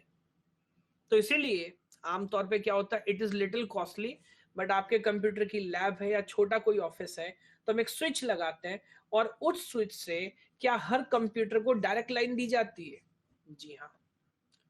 अब डायरेक्ट लाइन हम प्रोवाइड करेंगे स्टार टोपोलॉजी वाला, तो एडवांटेज ये होगा कि आपको अच्छी बैंडविड्थ मिलेगी, अच्छी स्पीड मिलेगी। दूसरा, ऐसा मत समझिएगा कि अगर एक बार दो लोग कम्युनिकेट कर रहे तो और दूसरे नहीं कर सकते। अगर इस समय सी और डी आपस में कम्युनिकेट करना चाहे तो कर सकते हैं क्या? बिल्कुल कर सकते हैं, बिल्कुल कर सकते हैं। तो यहां पर जो ट्रैफिक वाला प्रॉब्लम है वो भी कम हो जाता है। 1990s में आप सोचो, अब देखो थोड़ा टाइम प्रोस्पेक्टिव से भी सोचना है। 90s में हमने इसकी स्टार्टिंग की थी, और उसके बाद धीरे धीरे धीरे धीरे ये बढ़ता चला गया। और इवन इथरनेट, जब हम पढ़ते हैं प्रोटोकॉल, तो इथरनेट डिजाइन किया गया बस के लिए, याद है आपको? इथरनेट किसके लिए डिजाइन किया गया? बस के लिए। लेकिन ज्यादातर केस में इथरनेट के साथ भी हम स्विच यूज कर रहे थे, भले वो स्टार टोपोलॉजी वाला आइडिया है। इस बात को याद रखिएगा, कहीं भी आप जाके चेक करो, बहुत रेयरली इथरनेट के साथ एग्जैक्टली हम बस यूज करते हैं। रियलिटी में क्या हो रहा होता है, वहां पर हम स्विच इस्तेमाल कर रहे होते हैं। तो unlike repeaters hub which broadcast the same data out of each port and let the device pick out of the address of them, a network switch identifies the connected device and then only forward the data to the port connected to which it is addressed. क्या ये सिर्फ specific destination को भेजेगा? जी हाँ। तो ऐसा नहीं है, कोई भी डेटा है बाकी सारे पिन पे ब्रॉडकास्ट कर रहा है, और इथरनेट प्रोटोकॉल के थ्रू आप इसको मैनेज कर सकते हो, हैंडल कर सकते हो। क्या ये बात समझ आती है? मुझे बताइए एक बार। अब इसका एडवांटेज देखिए जरा क्या क्या होगा। क्या ये फिजिकल और डेटा लिंक लेयर दोनों पे काम करेगा? जी हाँ। कॉलिजन होगा कि नहीं होगा, मुझे बताएं। कॉलिजन होने का चांस ही नहीं है, क्योंकि हर किसी का सेपरेट लाइन है, everybody has a dedicated wire. तो ना शेयरिंग है ना कॉलिजन है, जब चाहे जितने चाहे लोग आपस में डायरेक्ट कम्युनिकेट कर सकते हैं। It is like exchange in between. कुछ लोगों को ऐसा लगता है कि ऐसा स्टार बना दिया तो एक बार में दो ही लोग कम्युनिकेट कर पाएंगे, नहीं, ऐसा नहीं है। एक बार में जितने लोग चाहे उतने लोग इसमें कम्युनिकेट कर सकते हैं, तो ट्रैफिक का कोई खास इशू नहीं होगा। कॉस्टिंग ऑब्वियसली थोड़ी ज्यादा होगी। इस तरह का 48 पिन का स्विच कितने का आएगा?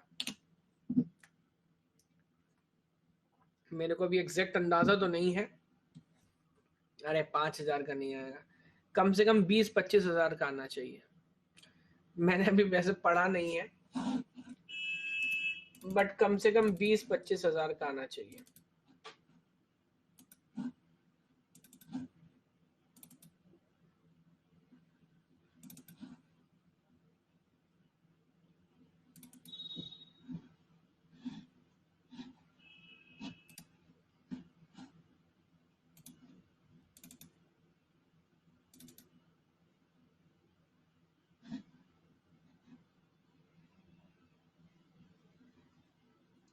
चौबीस पोर्ट का 20,000 का है, जीएसटी सेपरेट। तो 48 पोर्ट का तो आप मान के चलो कि और महंगा होगा। यस, बट अगेन, क्योंकि इतने सारे कंप्यूटर आप चला रहे हो तो फिर शानदार तरीके से काम भी करेगा। वो बता रहा है 85,000 का होगा। ओके, बट आप समझ रहे हो 48 कंप्यूटर स्टार में लगाना, तो नेक्स्ट लेवल डिस्कशन होगा। दो स्लॉट का 1500 का, दो स्लॉट का तो लगाना ही क्यों है फिर भाई, अलग अलग ही लगा लो यार नेट दोनों में। चलिए, तो खैर, ब्रिज के बाद जो अगला नंबर आता है वो आता है किसका? राउटर का। और राउटर के बारे में बहुत कई बार, शायद सबसे ज्यादा नाम अगर हमने पूरे सब्जेक्ट में किसी का लिया है तो वो राउटर का लिया है। Yes, yes. तो राउटर की क्या कहानी है, उसको कैसे ऑब्जर्व करेंगे, जरा ये चीज एक बार हम ऑब्जर्व करेंगे।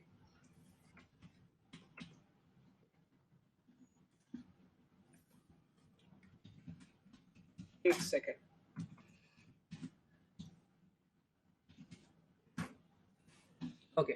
नाउ राउटर की क्या कहानी है, तो ये बात तो आप सब जानते हैं, राउटर कहाँ किस लेवल तक काम करता है, राउटर नेटवर्क लेयर तक काम करता है। Let me go one by one. So router is a networking device that forwards the data packet between the computers. Router perform बहुत सारे काम, ट्रैफिक डायरेक्शन करना, फंक्शनिंग करता on the internet, data send through the internet such as a web page, email, ये सब का सब जो पैकेट है राउटर के थ्रू जा रहा होता है, typically forward from one route to another.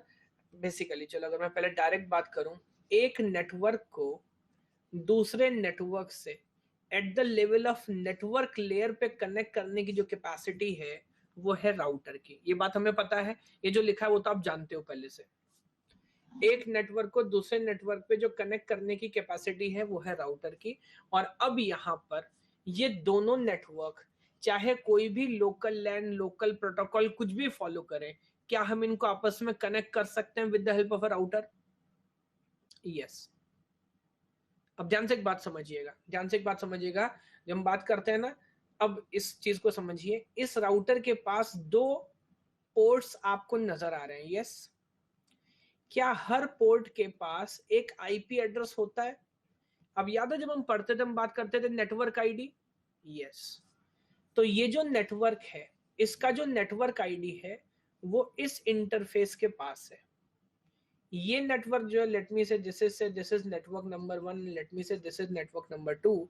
Network number 2 का जो इंटरफेस है वो सेकंड पोर्ट के पास है। कई बात फॉलो कर पा रहे हैं? मान लीजिए this is 110.11.12.0 for example, and this is 110.11.13.0। तो जो पहला पहला एड्रेस है वो इन दोनों के पास होगा, जिसके थ्रू हम टोटल कम्युनिकेशन स्टेब्लिश करेंगे। दोनों नेटवर्क इररिस्पेक्टिव कौन सा लैन आइडिया यूज कर रहे हैं उससे में फर्क नहीं पड़ता। यहाँ पे ट्रांसमिशन, राउटिंग, फिल्टरिंग, फॉरवर्डिंग, जो जो आइडियाज है वो सब कुछ हो सकते हैं। क्या ये बात समझ आती है सभी को? ठीक है, अब मैं एक सवाल लेता हूं जो पहले कई लोगों ने शायद पूछा। आप लोगों के घरों में भी अगर किसी ने वाईफाई लगा होगा तो इस तरह का डिवाइस रखा होता है, यस। तो क्या ये राउटर है? हाँ ये राउटर है। अब देखिए मैं आपको एक बात समझाता हूं। आजकल हालांकि इम्प्लीमेंटेशन थोड़ा सा चेंज हो गया, आइडिया समझिए। होता ये है, एक डिवाइस होता है, वेरी गुड, एक डिवाइस होता है जिसको बोलते हैं मॉडेम, जिसका यहां पर हम जिक्र नहीं करते, यस। एक डिवाइस होता है मॉडेम। जब इंटरनेट आया, मान लीजिए पीछे से ऑप्टिकल फाइबर है, ऑप्टिकल फाइबर आता है सीधे मॉडेम के अंदर, या वो सिंपल कॉपर वायर भी हो सकता है। अभी तक जो डेटा आ रहा है क्या वो रीडेबल फॉर्म में है? जैसा वो बोल रहा है, चाहे वो एनालॉग फॉर्म में हो सकता है, लाइट फॉर्म में हो सकता है, वो रीडेबल, अंडरस्टैंडेबल नहीं है। ये सर मॉडेम होता है। अब ये पूरा इलेक्ट्रॉनिक डिवाइस है जो इस डेटा को डिजिटल डेटा में कन्वर्ट करता है। क्या ये बात समझ आती है आपको? और ये मॉडेम यहां से सिंगल कनेक्शन आपको देगा, सिंगल कनेक्शन। अब या तो वो सिंगल कनेक्शन डायरेक्टली आप अपने लैपटॉप में लगा लीजिए, लेकिन अब ज्यादातर लोग जो घर में वाईफाई, जिसको हम आमतौर पे बोल रहे थे, वो लगाना चाहते हैं, तो क्या आप एक डिवाइस यूज करना चाहते हो कि मल्टीपल डिवाइस? तो मल्टीपल डिवाइस यूज करना चाहते हैं। तो अब देखिए हम क्या कर रहे होते हैं सर, हम कर यहां पर ये रहे होते हैं कि ये जो मॉडेम का आउटपुट है ये इस राउटर में एज ए इनपुट आता है इस मशीन के अंदर, यस। और अब यहां से चार आउटपुट, यानी कि अब क्या ये डिवाइस एक लैन बना रहा है, ये एक लोकल एरिया नेटवर्क बनाता है घर के अंदर, यस। आप चाहें तो इससे, जैसे इस राउटर में आप देख रहे हैं प्रोविजन है 4 लैन का, क्या 4 वायर्ड कनेक्शन आप ले सकते हैं? यस। बाकी एंटीनाज लगे हुए हैं, तो आप वायरलेस वाईफाई के थ्रू कितने भी और सिस्टम अटैच कर सकते हैं। क्या ये बात समझ आती है? इन सभी का जो एक नेटवर्क बनेगा उसको हम बोलेंगे लैन। तो अब आपके लोकल नेटवर्क से बाहर जाने का जो डिवाइस है वो ये राउटर है। तो there is a reason you need that router. Wired ज्यादा फास्ट होगा ऑब्वियसली, इट डिपेंड्स। देखो वायर्ड में तो कोई लॉस हो नहीं सकता ना। अगर बात स्पीड की है, बात रिलायबिलिटी की है, तो फॉर एग्जांपल मान लीजिए आप प्रोफेशनल गेमर हैं, पूछिए किसी से जो कोई ऐसा काम करता हो जहां स्पीड सच में इंपॉर्टेंट है, क्या मैं वायर्ड कनेक्शन यूज करता हूँ कि वायरलेस यूज करता हूँ? मैं भी वायर्ड यूज करता हूँ। तो आप वीडियो स्ट्रीमिंग कर रहे हैं, आप कोई गेम खेल रहे हैं, कोई भी इंपॉर्टेंट काम कर रहे हैं, तो वायरलेस हमेशा रिलायबल है कि अनरिलायबल है सर? वायरलेस जरूरी है आज के टाइम की, क्या करें, बट अनरिलायबल है, ये फैक्ट है। यस, आप गेम खेलते, आपको लगता है मेरी जिंदगी गेम होके रह गई भाई, आप लोगों को पढ़ाना गेम खेलने से कम?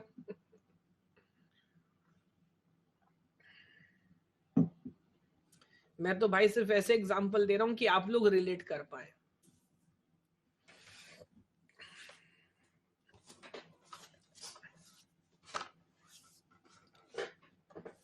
क्या लिख रहे हो?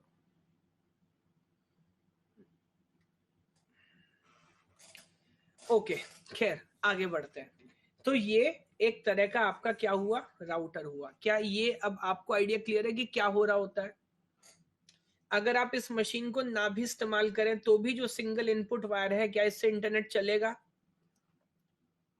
हाँ चलेगा, लेकिन ये एक लोकल एरिया बना रहा होता है, वो एक अलग बात है। आपके पास एक आईपी है कि मल्टीपल आईपी है? आपके पास सर आईपी एड्रेस एक ही है। अब वो याद है प्राइवेट प्राइवेट आईपी वाली मैंने कहानी आपको बताई थी? तो ये पूरा अंदर प्राइवेट आईपी सबको दे रहा होता है, अलग अलग हैंडलिंग कर रहा होता है। एक पूरा नेटवर्क ट्रांसलेशन टेबल यहाँ पर होगी, यस, और उसको पूरा हैंडल कर रहा होगा। But that is how router काम कर रहे होते हैं। और ये तो एक राउटर है जो आपने अटैच किया, फिर कहीं भी डेस्टिनेशन तक पैकेट पहुंचाते पहुंचाते बीच में ऐसे बहुत सारे राउटर आपको मिलेंगे। क्या राउटर की कहानी क्लियर है? और ये अलग अलग अलग अलग राउटर ही होते हैं जो मिल के एक बड़ा नेटवर्क बना रहे होते हैं। क्लियर है? ठीक है। नहीं आज नहीं होगा, अभी तो मैं इंट्रोडक्शन कर रहा हूं।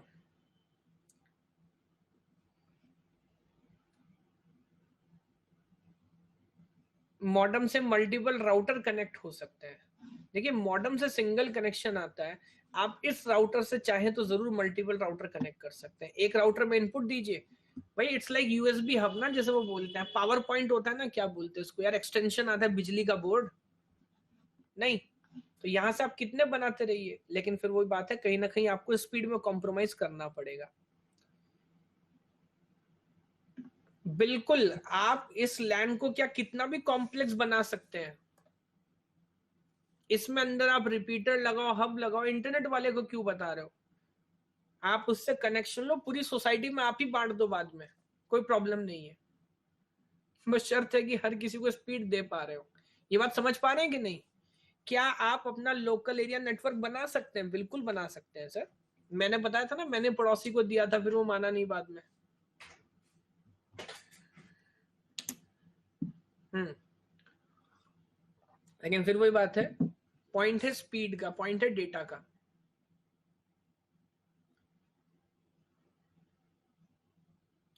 आजकल बहुत सारे लोग जो हैं, वैसे वैसे डेटा बहुत सस्ता हो गया, फिर भी वो डेटा चूसते हैं, है ना? और अब तो अब वो भूख नहीं रही डेटा की। वरना पहले होता था ना, कॉलेज वॉलेज में कहीं मिलता था भाई, डाउनलोड पेलते थे, 100 100 GB बैठे हुए हैं लैब में, 4 4 घंटे बर्बाद डाउनलोडिंग पे लगा रखा है भाई, आज तो डेटा चूस के जाएंगे लैब का। होता है क्या ऐसा? अब भी याद है आपको? हमने तो बहुत किया है। बच्चे 1 1 2 2 टेराबाइट की हार्ड डिस्क भरते हैं भाई पूरी। मेरा एक फ्रेंड है, बैंगलोर में रहता है, उसके घर में उसका एक रिलेटिव आया, ऐसे कॉलेज का स्टूडेंट आप जैसा ही, सेकेंड थर्ड ईयर का, 4 5 दिन के लिए। उसको उसने वाईफाई का पासवर्ड दिया, जियो का कुछ 4 5 हजार का महीने का कनेक्शन उसके पास था, 1 GBps का। उसने कहा बच्चा है कितना ही चूसेगा, कि बेटा तू वाईफाई ले, बस दिमाग मत खा, करता रहे। 4 5 दिन के बाद वो चेक कर रहा था, एक लेवल के बाद होता है ना स्पीड कम हो जाती है। हाँ, नहीं नहीं कम सोच रहे हो आप, मुझे भी पता नहीं उसने गेम खेला क्या किया। 6600 GB, 600 6600, यानी कि 6.5 टेराबाइट डेटा चूस गया लड़का वो। भगवान जानता उसने क्या किया। तो एक से जो घूम रहे हैं, जो डेटा चूसने के लिए कहीं भी जा सकते हैं।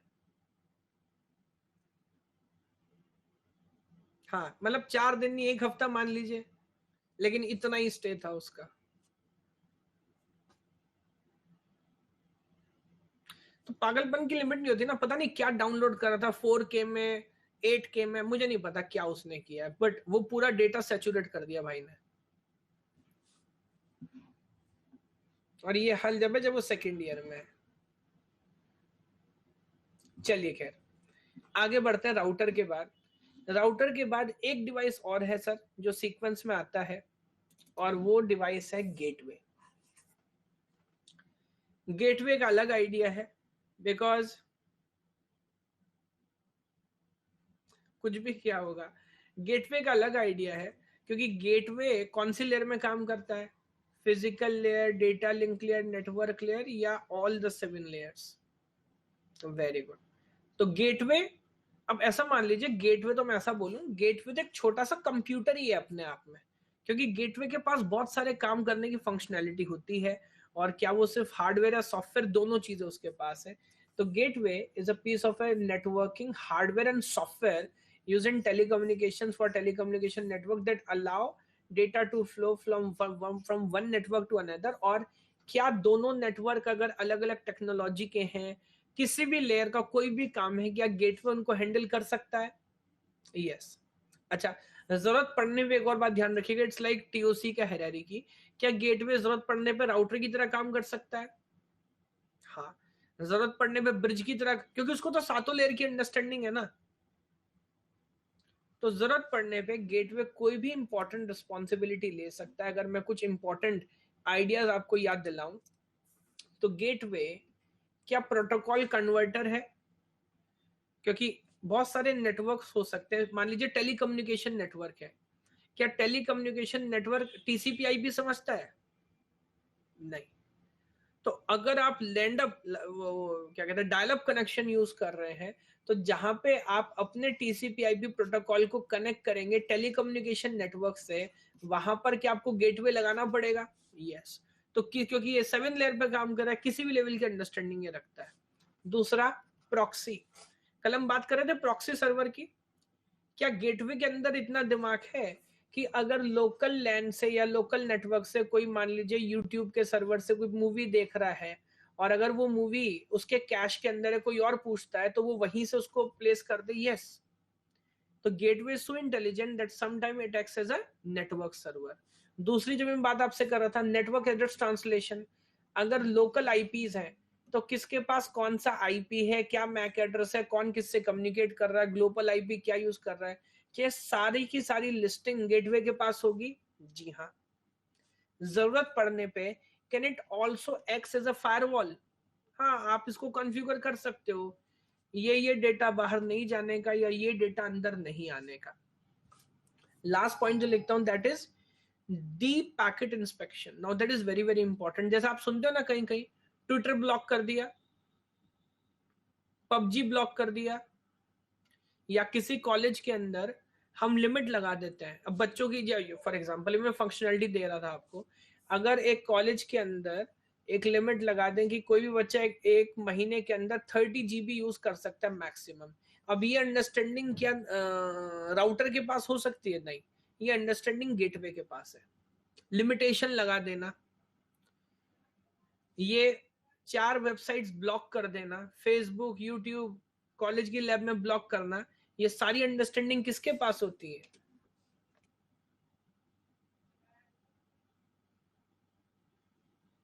यस। गेटवे का बाईपास नहीं है, गेटवे के थ्रू ही आपको होके जाना पड़ेगा। तो ये सारे के सारे लेवल पे जो काम करता है वो करता है गेटवे। एक बार अगर मैं आपको जल्दी से याद दिलाऊं, कौन कौन से डिवाइस मैंने डिस्कस किया, आपसे याद दिलाओगे एक बार? स्टार्टिंग विद, सबसे पहले रिपीटर जो सबसे बच्चा है, रिपीटर के बाद हब, जो एक तरह का रिपीटर है, बस मल्टी पोर्ट रिपीटर है।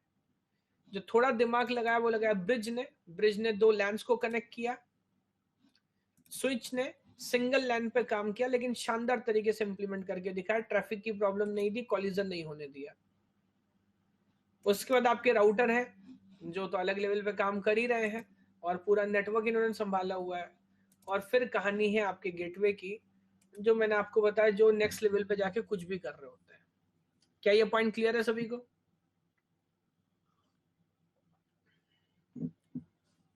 अच्छा, एक बात मैं और बता दूं, देखिए इट्स अ फैक्ट कि ये सारी चीजें पढ़ना, ऑब्जर्व करना बड़ा इंटरेस्टिंग लगता है, इजंट इट? लेकिन अल्टीमेटली आप, टू बी वेरी ऑनेस्ट, आप इसको जितना भी पढ़ोगे, जैसे भी ऑब्जर्व करोगे, ज्यादातर जो नॉलेज आपको होगी वो थ्योरेटिकल होगी या प्रैक्टिकल होगी? ज्यादातर नॉलेज आपको थ्योरेटिकल होगी।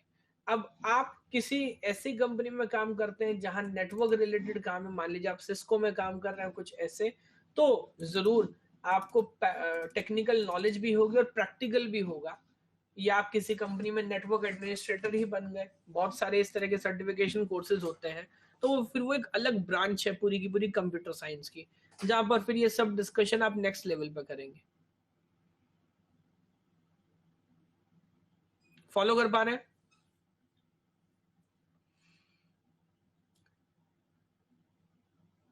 हाँ, ओके। लेकिन अगेन अभी इसके बारे में नहीं सोचना, बिकॉज अभी सोचोगे, अभी आपका अल्टीमेट टारगेट क्या है? एंट्रेंस लेना, वो भी किसके अंदर? आई के अंदर। उसके बाद फिर वो बाद की कहानी है कि आप कौन सा फील्ड चूज करते हो, किधर जाते हो, क्या लॉजिक है।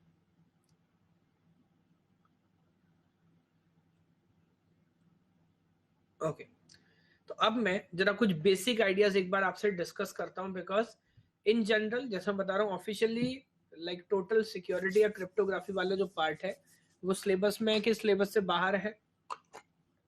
Officially it is not in syllabus, लेकिन कुछ आइडियाज जो हैं, न्यूमेरिकली नहीं बट थ्योरेटिकली एक बार बताने की कोशिश करता हूँ, जहां आप बोलोगे कुछ क्वेश्चंस भी बोलोगे तो सॉल्व करेंगे। यस, पीएसयूज में क्वेश्चन आपसे यहाँ से एक्सपेक्ट किए जा सकते हैं। पहले अगेन एक बात समझिए, क्रिप्टोग्राफी की जरूरत हमें क्यों पड़ती है? वाई? क्या रियल लाइफ में भी हम कुछ क्रिप्टोग्राफी यूज करते हैं या ऐसा कुछ? प्राइवेसी के लिए। Very good. तो देखो, रियल लाइफ थोड़ा सा अलग आइडिया है, बिकॉज अगर कोई चीज बहुत क्लासिफाइड है, हम उसे एनवलप में बंद कर देते हैं, उसे एक बक्से के अंदर बंद कर देते हैं, उसके ऊपर ताला लगा देते हैं, उसके ऊपर मोहर लगाते हैं, इजंट इट? बहुत सारे तरीके होते हैं सिक्योरिटी देने के लिए। बट इंटरनेट तो ऐसा नहीं है। इंटरनेट पे जो भी चीज फ्लो हो रही है उसे आप बक्से में बंद नहीं कर सकते, वो 0101 फॉर्मेट में ही फ्लो होगी। ये बात तो सच है। तो अब अगर कोई क्लासिफाइड डेटा है, कोई इंफॉर्मेशन है, उसको कैसे हैंडल करना है, ये बात समझनी थी। तो यहां पर सर हम क्या करते हैं, ये देखिए बहुत सिंपल सा डायग्राम है। जो भी आपका प्लेन टेक्स्ट है, एक एल्गोरिदम होगा, जो एल्गोरिदम उस प्लेन टेक्स्ट को, एक टेक्स्ट हम बोलते हैं साइफर टेक्स्ट, एनक्रिप्शन करेगा और उसको साइफर टेक्स्ट में कन्वर्ट करेगा। अब साइफर टेक्स्ट क्या होता है? साइफर टेक्स्ट एक ऐसा टेक्स्ट है जिसको पढ़, जो रीडेबल होगा कि नहीं, मीनिंगफुल होगा कि नहीं, तो जिसको पढ़ के आपको बिल्कुल भी उसका बात का मतलब समझ नहीं आएगा, और वो डेटा वो आगे लेके चल रहा होगा। तो रास्ते में अगर कोई इंट्रूजन करता है, कोई इस डेटा को रीड करता है, पढ़ने की कोशिश करता है, उसको कुछ भी समझ नहीं आएगा, एट द रिसीवर एंड हमारे पास साइफर टेक्स्ट पहुंचेगा। अब यहाँ पर एक डिक्रिप्शन एल्गोरिदम होगा जो इस डेटा को दोबारा डिक्रिप्ट करेगा, और जो प्लेन टेक्स्ट होगा वो रिसीवर तक पहुंच जाएगा। तो एक तरीके से जो मीडियम है, उस मीडियम में हम सिक्योरिटी की बात करते हैं, और इस पूरे आर्ट को हम क्रिप्टोग्राफी बोलते हैं। क्या ये बात समझ आती है? यस। अच्छा, और बहुत सारे आइडियाज भी हैं, मतलब बहुत सारे फील्ड हैं कंप्यूटर साइंस में। जैसे फॉर एग्जांपल, क्या सीक्रेट मैसेज डेटा में ही छुपाना है? फॉर एग्जांपल, ये पता ही ना होगा मैसेज कहां पे है, पेंटिंग के अंदर मैसेज छुपा देना, किसी म्यूजिकल टोन के अंदर कुछ मैसेज छिपा देना, बहुत सारे आइडियाज हो सकते हैं, isn't it? Yes. But again, जो सबसे रिलायबल है और जो डे टू डे ऑपरेशंस में यूज होता है, वो जनरल क्रिप्टोग्राफिक आइडियाज ही है। ओके, तो अब अगर हिस्टोरिकली जाएं, तो जो सबसे वैलिड प्रूफ हमें मिलता है आप कोई भी बुक पढ़ोगे क्रिप्टोग्राफी की, तो जो पहला एल्गोरिथम आपको पढ़ाते हैं that is scissor cipher. Why is it so? तो जूलियस सीजर का नाम सुना है आपने? कौन था जूलियस सीजर? मार्क एंटनी का भतीजा था. नॉवल पढ़ा है. यूट्यूब, हाँ, रोम का राजा था, है ना. और वो जब कोई भी कम्युनिकेशन करता था तो वो शिफ्ट करता था डेटा को, कितने लेन से? 3 लेन से. तो मान लीजिए अगर उसको ए भेजना है सर्कुलरली तो वो एक्स लिखेगा, उसको ई लिखना है तो वो बी लिखेगा. तो +-3 का शिफ्टिंग वो करता था. इसको बोलते थे सीजर साइफर, आज से लगभग 2 साल पहले. यस. बट हिस्टोरिकली विकिपीडिया पे आप जाके देखोगे तो ऐसा नहीं है सिर्फ जूलियस सीजर ने, बहुत सारे लोगों ने बहुत सारे काम किए हैं. एक एग्जाम्पल में देख रहा था, 16th सेंचुरी की एक बुक है, एक कोई फ्रेंच साइफरिंग मशीन है. तो इसका एक पूरा मैकेनिज्म था, एक एल्गोरिथम था, जिसको यूज करके भी इंक्रिप्शन टेक्स्ट बनाए जाते थे और फिर सीक्रेट मीडियम्स के थ्रू उसको हम आगे भेजते थे. That is an idea. उसके बाद जो आप लोग बोल रहे हैं एनिग्मा मशीन, आप सब लोगों ने पिक्चर देख ली अभी. तो सेकेंड वर्ल्ड वॉर में ये मशीन यूज होता था जो जर्मन्स ने बनाई थी. जर्मन्स ने पहले जो बेसिक मशीन बनाई थी वर्ल्ड वॉर 1 में, जो रोटर साइफर था, रोटर यूज होते थे, वो अलग अलग तरीके से चीजों को हैंडल करता था, है ना. और बाद में एलन ट्यूरिंग ने इस कोड को ब्रेक किया था, है ना. और लोग कहते हैं कि ये एक बहुत इंपॉर्टेंट काम था, जिससे मतलब एलन ट्यूरिंग का हम ज्यादा से ज्यादा जो काम है वो ट्यूरिंग मशीन को ही मानते हैं. लेकिन कुछ जो बड़े वॉर हिस्टोरियन हैं वो कहेंगे कि इस आइडिया ने वर्ल्ड वॉर का रुख पलट दिया था, वरना शायद क्या पता हिटलर जीत भी सकता था, या लड़ाई 4-5 साल और चल सकती थी.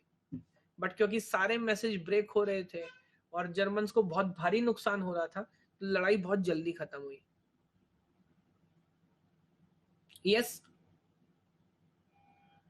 हाँ, वो अलग बात है, लेकिन बहुत सारी चीजें, अगर जर्मन्स ना हारते तो जर्मन्स किसको सपोर्ट करते?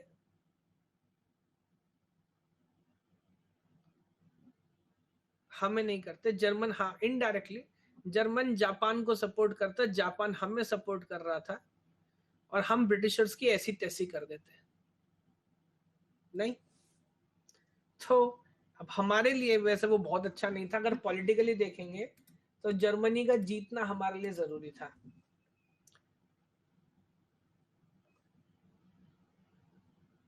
यस. बट चलिए कोई बात नहीं. अब इस चीज में, हाँ, जो सुभाष चंद्र बोस है उनकी किस्मत ऐसी है, क्या बताऊं. वो पहले हिटलर के पास गए, हिटलर ने कहा हम सपोर्ट करेंगे, हिटलर की ऐसी तैसी हो गई. यस. उसके बाद जैसे तैसे जापान के पास गए, जापान को पटाया, जापान की ऐसी तैसी हो गई. तो जिसको दोस्त बन is like real world Priyanka Chopra. ऐसा कई बार मीम आता है ना, प्रियंका चोपड़ा जिससे दोस्ती करती थी वही डूब जाता था. प्रियंका चोपड़ा ही है ना वो? नहीं नहीं नहीं, सॉरी, दीपिका दीपिका पादुकोण आई थी, नॉट प्रियंका चोपड़ा, दीपिका पादुकोण.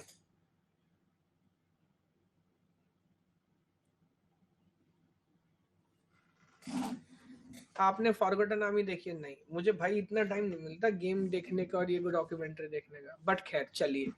तो ये अलग अलग आइडियाज थे. अब अगर मैं दोबारा मुद्दे पे आता हूँ, तो जो पहला रियल आइडिया है सिमेट्रिक की क्रिप्टोग्राफी का, वो क्या है? हमारे पास एक सिंगल की होगी और उस की का इस्तेमाल करके हम प्लेन टेक्स्ट को एनक्रिप्ट करेंगे, और उसी की का इस्तेमाल करके हम उसी प्लेन टेक्स्ट को डिक्रिप्ट करेंगे. That is why we called it symmetric key cryptography. क्या ये बात आपको समझ आती है? ये फिलॉसफी थी. और कॉमन सेंस बात है भाई. एक ताला जो होता है आमतौर पे, एक ऐसा होता है कि ताला लगाने के लिए अलग चाबी है, खोलने के लिए अलग चाबी, ऐसा तो नहीं होता ना. तो कॉमन सेंस अप्रोच यही कहती थी भाई साहब, एक की होगी और उस की से लॉक करेंगे, उसी की से अनलॉक करेंगे. एंटिल जून 1976 हमारी जो अंडरस्टैंडिंग थी, 76 कोई बहुत पुराना टाइम नहीं है कंप्यूटर्स के अंदर, हमारी अंडरस्टैंडिंग थी कि सिर्फ एक ही तरीका हो सकता है एनक्रिप्शन करने का, that is symmetric key cryptography.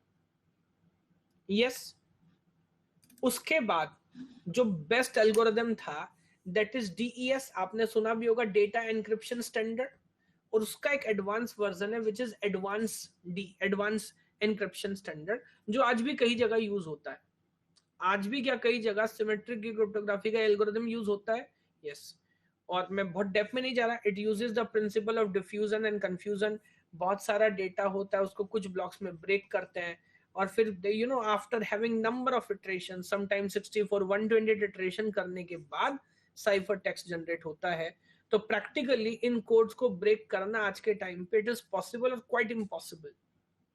I am not clear, I think AES के अंदर तो 128 बिट का की यूज होता है, तो like you need to have 2 128 combinations अगर आप इसे ब्रेक करोगे, तो एडवांस स्टैंडर्ड के अंदर इट्स क्वाइट इम्पॉसिबल। अब कुछ लोग फिर मार्केट में ट्विस्ट लेके आए, क्या लेके आए, वो एक कंसेप्ट लेके आए असिमेट्रिक की क्रिप्टोग्राफी का। अब असिमेट्रिक की क्रिप्टोग्राफी क्या है सर?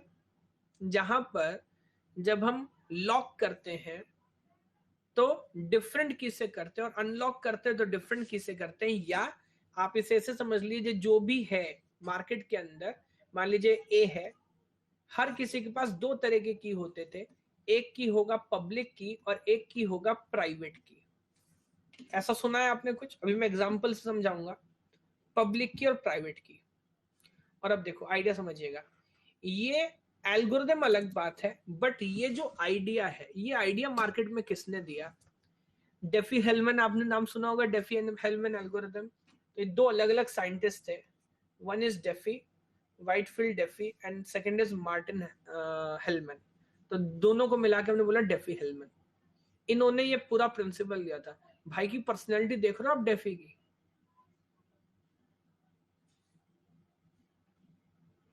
चलिए खैर, तो अलग लेवल पे खेल रहे हैं। ओके, तब देखिए इन्होंने एक पेपर पब्लिश किया, रिसर्च पेपर 1976 के अंदर, जिसमें इन्होंने एल्गोरिदम दिया या सिर्फ आइडिया बताया दुनिया को। इन्होंने एल्गोरिदम नहीं दिया, इन्होंने आइडिया बताया। हाँ, ज्यादातर लोग इसमें स्टिल अलाइव होंगे। इन्होंने आइडिया बताया कि यार अगर अपन कुछ ऐसा करें जिसमें पब्लिक की अलग हो, प्राइवेट की अलग हो, और असिमेट्रिक की एक तरीके से हो जाए, और पॉइंट ये है कि मैथमेटिकली इस चीज को हम ऑब्जर्व कर पाए कि नहीं कर पाए वो एक अलग बात है। तो इन्होंने आइडिया दिया 1976 में। यस, लेकिन तब तक कोई इस आइडिया को इम्प्लीमेंट नहीं कर पा रहा था। क्या ये बात समझ आती है आपको? अब उसके बाद इस फील्ड में मैंने बहुत देखा, सोचा, अलग अलग लोगों के अलग अलग आइडियाज हैं। एक आइडिया क्या है, ये आइडिया सबसे पहले रिजॉल्व किया 1978 में। 1978 में डेफी हेलमैन का पेपर पढ़ने के, यानी कि कितने साल हो गए, 2 साल के बाद, 2 साल के बाद फाइनली पहला पब्लिक की या असिमेट्रिक की एल्गोरिथम मिला, जिसको हम शॉर्ट में बोलते हैं आरएसए एल्गोरिथम।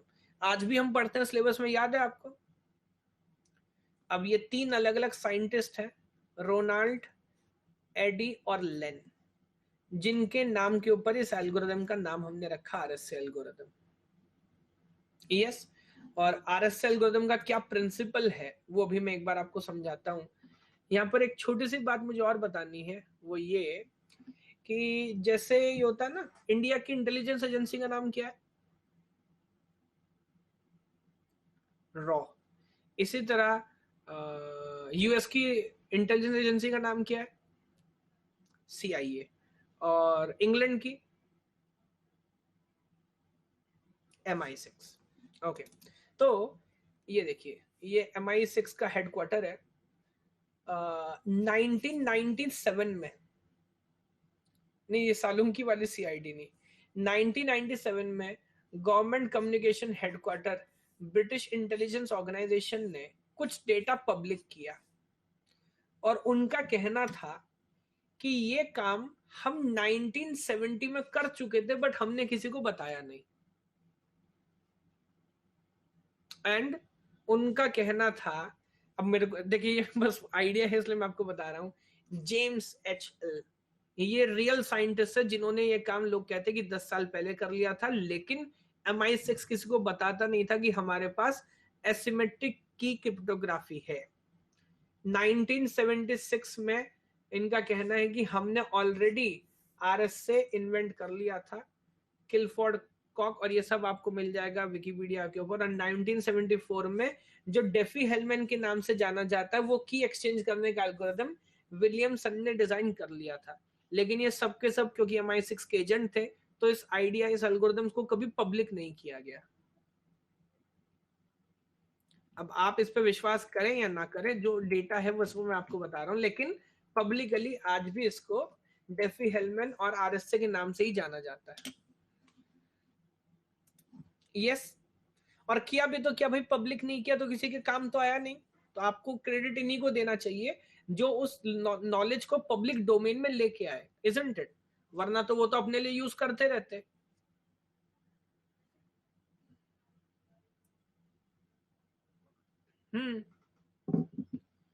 आप ऐसे तो फॉर एग्जांपल आप मुलायम सिंह यादव जी को जानते हैं, हमारे यूपी के नेता हैं। कभी उनको बोलते हुए सुना है आपने? वो हमेशा पब्लिक की क्रिप्टोग्राफी यूज करते हैं बहुत पहले से। आप कुछ समझ ही नहीं सकते क्या बोलते हैं, सारा डेटा साइफर टेक्स्ट बोलते हैं। सिर्फ 2-4 आदमी हो सकते हैं जो उनकी बात समझ पाए। कभी सुनना आप नेताजी को ऐसे ही बोलते हैं।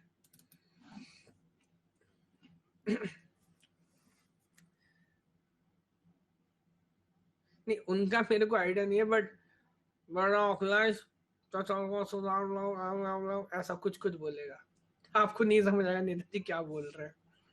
चलिए, अब मैं पहले एक आइडिया आपको समझा देता हूँ, कंसेप्ट क्या है पब्लिक और दोनों चीजें समझाता हूँ, एक अलग स्लाइड पे समझाता हूँ। देखिए, क्या कभी कभी हमारा ऑब्जेक्टिव सिर्फ ये हो सकता है, ये पता लगाना कि जो डेटा आया है वो सही रिसोर्स से, सही सोर्स से आया है कि नहीं, मुकाबलन इसके कि डेटा को कॉन्फिडेंशियल रखना है।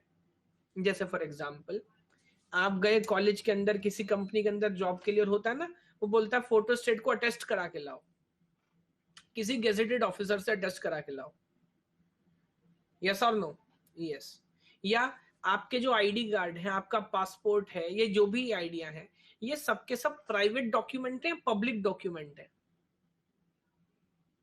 ये सबके सब पब्लिक डॉक्यूमेंट है? नहीं, दे आर नॉट प्राइवेट। भाई आप अपनी मार्कशीट छुपा के रख सकते हैं, देखो नंबर तो है बट कितना है बताऊंगा नहीं मैं कभी, ये सब पब्लिक डॉक्यूमेंट है। ये बात समझते हैं क्या? पहले मुझे बताएं। तो ये जो आपके नंबर वगैरह हैं, ये या जो आपके ये आईडीज हैं, ये सबके सब पब्लिक डॉक्यूमेंट है, ठीक है। लेकिन यहाँ पे प्रॉब्लम क्या है, जब कोई बोलता है कि अपना डॉक्यूमेंट दिखाओ, वो ये जज करेंगे कि ये ओरिजिनल डेटा है भी कि नहीं है, इजंट इट? ऐसा ना फर्जी मार्कशीट हो। ये मान लीजिए कल को आप सुबह उठे और आपके घर के बाहर कोई नोटिस चिपका के चला जाए और आप कंफ्यूज नहीं कि यार ये असली है या किसी ने प्रैंक किया मेरे साथ। हो सकता है ना। जैसे मैं आपको बताता हूं, जब मैंने फॉर्म भरा था अपने टाइम में गेट में, तो मैंने फॉर्म भर दिया और जितने IITs थे सबका फॉर्म भरा।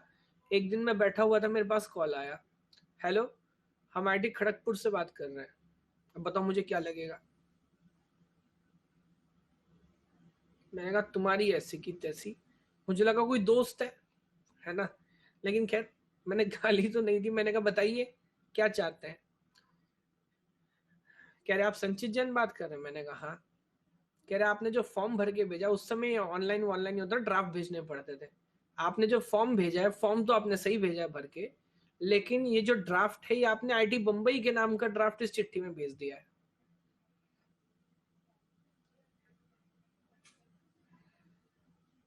समझिए, जब उसने ऐसा बोला तब मुझे समझ आया भाई ये तो सही बोल रहा है। मैंने कहा अब, लेकिन देखिए कितना सज्जन आदमी था। कह रहा कोई बात नहीं। इसका मजे की बात ये नहीं कि उसका फॉर्म खराब हुआ, मजे की बात IIT बॉम्बे का भी फॉर्म खराब हो गया, क्योंकि वहां किसका गया होगा? वहां खड़गपुर का गया होगा। खैर, तो खैर वो साहब बोलते कोई बात नहीं, हमने एक काम कर रहे हैं, हम आपका ये जो ड्राफ्ट है ये IIT बॉम्बे को पोस्ट कर रहे हैं, ठीक? वो ₹5 का स्टैंप हम दे देंगे अपनी जेब से, बाकी अगला ड्राफ्ट आप बना के भेज दो या आईटी बॉम्बे से बात कर लो, उनसे हमारा कोई लेना देना नहीं। मैंने कहा चलो ये बात ठीक है। लेकिन कभी कभी ऐसा हो सकता है कि आपको लगे प्रैंक कॉल है, लेकिन सच में सही बात कर रहा हूं। यस, आपने आईआईटी नहीं ली, आईआईटी ने मुझे नहीं लिया, ऐसा होता ही गया यार। हे भगवान।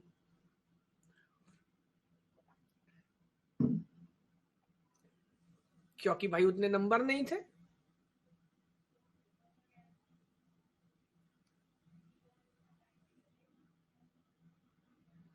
देखिए आजकल मैं आपको बताता हूँ, आजकल थोड़ा पैटर्न चेंज हो गया। स्टार्टिंग में मैं आपको बताता हूँ, स्टार्टिंग में ज्यादातर आईआईटी, ज्यादातर सीटें जो हैं वो डायरेक्ट गेट स्कोर पे भरा करते थे, तो इंटरव्यू और रिटन टेस्ट का कोई बहुत ज्यादा प्रोविजन नहीं था। तो आपकी जो गेट स्कोर है वो मोर एंड लेस फाइनल है। यस, नहीं मैंने एमटेक किया डीसी से, और कुछ आईआईटी में मुझे सीट मिल रही थी, लेकिन वो ब्रांच मुझे नहीं चाहिए थी। क्योंकि जैसा मैंने आपको पहले ही बताया भाई, कॉलेज एडजस्ट कर लो, ब्रांच मत एडजस्ट करो, ये तो फिक्स्ड है। आईआईटी रुड़की मिल सकता था, आईआईटी गुवाहाटी मिल सकता था, बट मैं कोई जियोमैट्रिक्स या इस तरह की ब्रांच से मेरे को नहीं करना। बहुत सारी ब्रांच होती हैं, अप्लाइड मैथमेटिक्स, जियोमैट्रिक्स, कंप्यूटर एप्लीकेशन, पता नहीं क्या क्या, वो सब नहीं पढ़ना। देखिए स्पेशलाइजेशन होता है ना सीएस के अंदर भी, बाद में बहुत सारी ब्रांचेस होती हैं जब आप एमटेक करने जाएंगे। मैंने तो कंप्यूटर साइंस से किया है, मतलब जो कोर ब्रांच होती है एक तरीके से, कंप्यूटर साइंस। डीसी में एवरेज पैकेज, आप अलग अलग बातें कर रहे हैं, बट डीसी में एवरेज पैकेज मान लीजिए 15 से 20 लाख।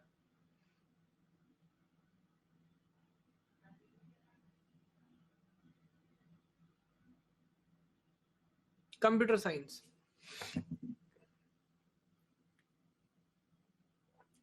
उसमें क्या है कि हर सब्जेक्ट के आगे एडवांस लगा देते हैं बस, और कुछ नहीं।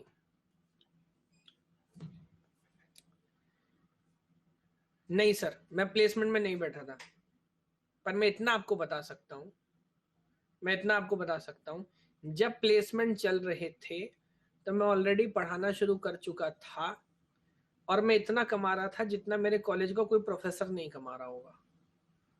ठीक बात समझ गए आप? तो टेंशन मत लो, मुझे पहले से क्लियर था कि मुझे पढ़ाना है, बात खत्म।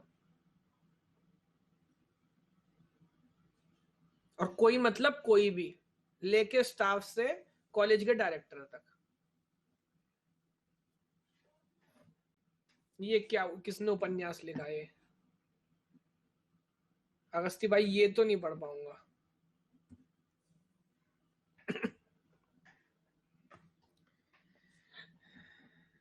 चलिए वापस आते हैं आइडिया पे।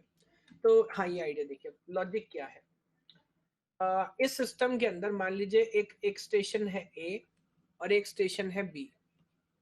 यस, गौर करिएगा, एक स्टेशन है ए, एक स्टेशन है बी। अगस्त इसको मैं स्पेशल क्लास में पढ़ूंगा, कॉपी करके रखता हूँ अभी। एक स्टेशन है ए, एक स्टेशन है बी। अगर कोई स्टेशन जब डेटा भेजता है, मान लीजिए स्टेशन ए के पास कोई डेटा है या प्लेन टेक्स्ट है ऐसा मान लीजिए, अब ये इसके ऊपर एनक्रिप्शन करेगा, किससे? ये एनक्रिप्शन करेगा अपने प्राइवेट की से। यस, और ये इस डेटा को आगे भेज देगा। अब ए का पब्लिक की किस किस के पास है यार, ये बात समझ लो जरा, 10 मिनट लगेंगी वरना ये बात रह जाएगी बीच में। ए का पब्लिक की किस किस के पास है? ए का पब्लिक की सबके पास है। तो आप मुझे एक बात बताओ, क्या ये डेटा कॉन्फिडेंशियल है? नहीं, क्योंकि ये डेटा, ये जो मेरा प्लेन टेक्स्ट है, या इसको डेटा ही बोल देता हूं, ये जो मेरा डेटा है सर, इसको पढ़ने के लिए ए का पब्लिक की होना जरूरी है, सही बात है, बट ए का पब्लिक की सबके पास है। तो कोई भी चाहे तो इसके ऊपर ए का पब्लिक की लगा के इसको ब्रेक करेगा और इसको रीड कर लेगा।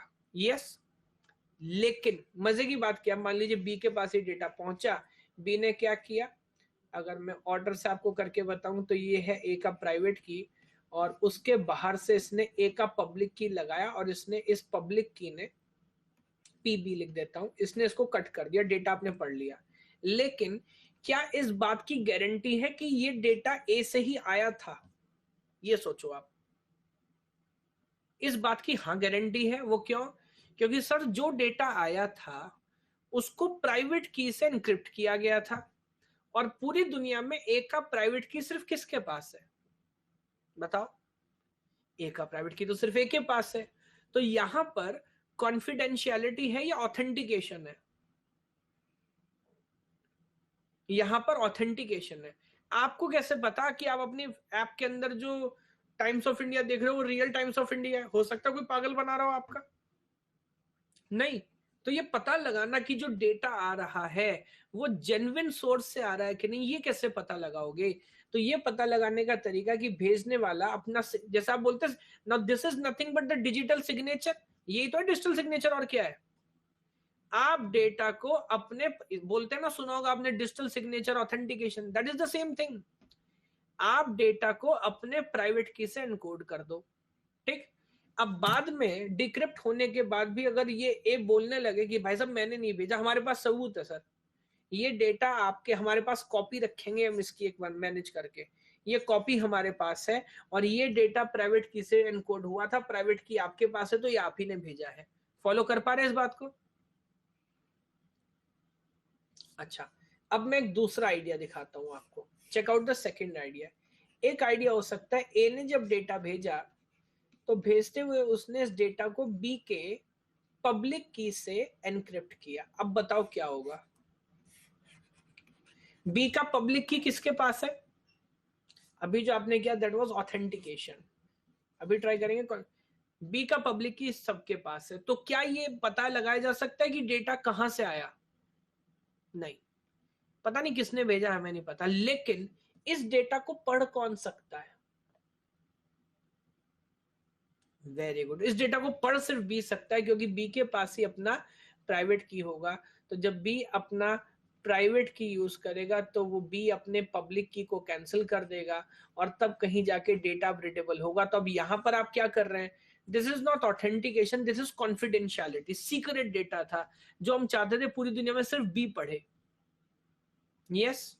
तो डिजिटल सिग्नेचर या authentication is all together different idea, and confidentiality is a different idea. क्या ये दोनों बात ऑब्जर्व कर पा रहे हो क्या? यस। अब ध्यान से देखिएगा, मैं एक कोशिश करता हूं, दोनों आइडिया मिक्स करने की कोशिश करता हूं। तो ए ने, एक सेकंड पहले मैं आइडिया कन्वर्ट कर लूं, है ना, फिर पूछिएगा। ए ने डेटा लिया और सबसे पहले उसको एनकोड किया बी के पब्लिक की से, फिर भी उसका मन नहीं भरा, उसने दोबारा एनकोड किया, इस बार अपने प्राइवेट की से। अब सोचिए क्या होगा, और ये डेटा पहुंचा बी के पास। बाहर से ए का प्राइवेट की, उसके बाद उसके अंदर बी का पब्लिक की, और तब कहीं जाके डेटा लिखा हुआ है। इस बार सिर्फ ऑथेंटिकेशन है, कॉन्फिडेंशियलिटी है, या दोनों है? गौर करिए, दोनों है। वो क्यों? इस पैकेट का आउटर शेल कौन ब्रेक कर सकता है?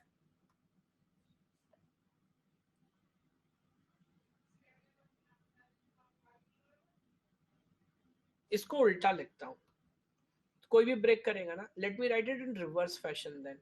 पहले मैं ए का प्राइवेट लिखूंगा, फिर मैं बी का पब्लिक लिखूंगा, अब और बेटर होगा आई थिंक। यस। तब आउटर शेल भी कोई ब्रेक नहीं कर पाएगा। क्यों किसी को अलाउ करना? तो अंदर है ए का प्राइवेट और बाहर है बी का प्राइवेट, बी का पब्लिक। अब बताओ इसका आउटर शेल कौन ब्रेक कर सकता है? सिर्फ बी। तो अब इस बात की गारंटी है कि कॉन्फिडेंशियलिटी है, ये पैकेट किसी के पास भी पहुंच जाए कोई इसका कुछ नहीं कर सकता, जब तक डेटा नहीं है, जब तक बी का प्राइवेट की नहीं है। अब जैसे बी अपने प्राइवेट की से इसको ओपन करेगा, अंदर जो मैसेज है वो ए के प्राइवेट की से एनकोडेड है, बट कोई टेंशन नहीं है। क्या बी के पास ए का पब्लिक की है? हाँ, बी के पास ए का पब्लिक की है, बट अब इस बात की गारंटी है क्या कि ये डेटा ए से ही आया था? तो आप मुझे बताओ, यहां पर कॉन्फिडेंशियलिटी और ऑथेंटिकेशन क्या दोनों है?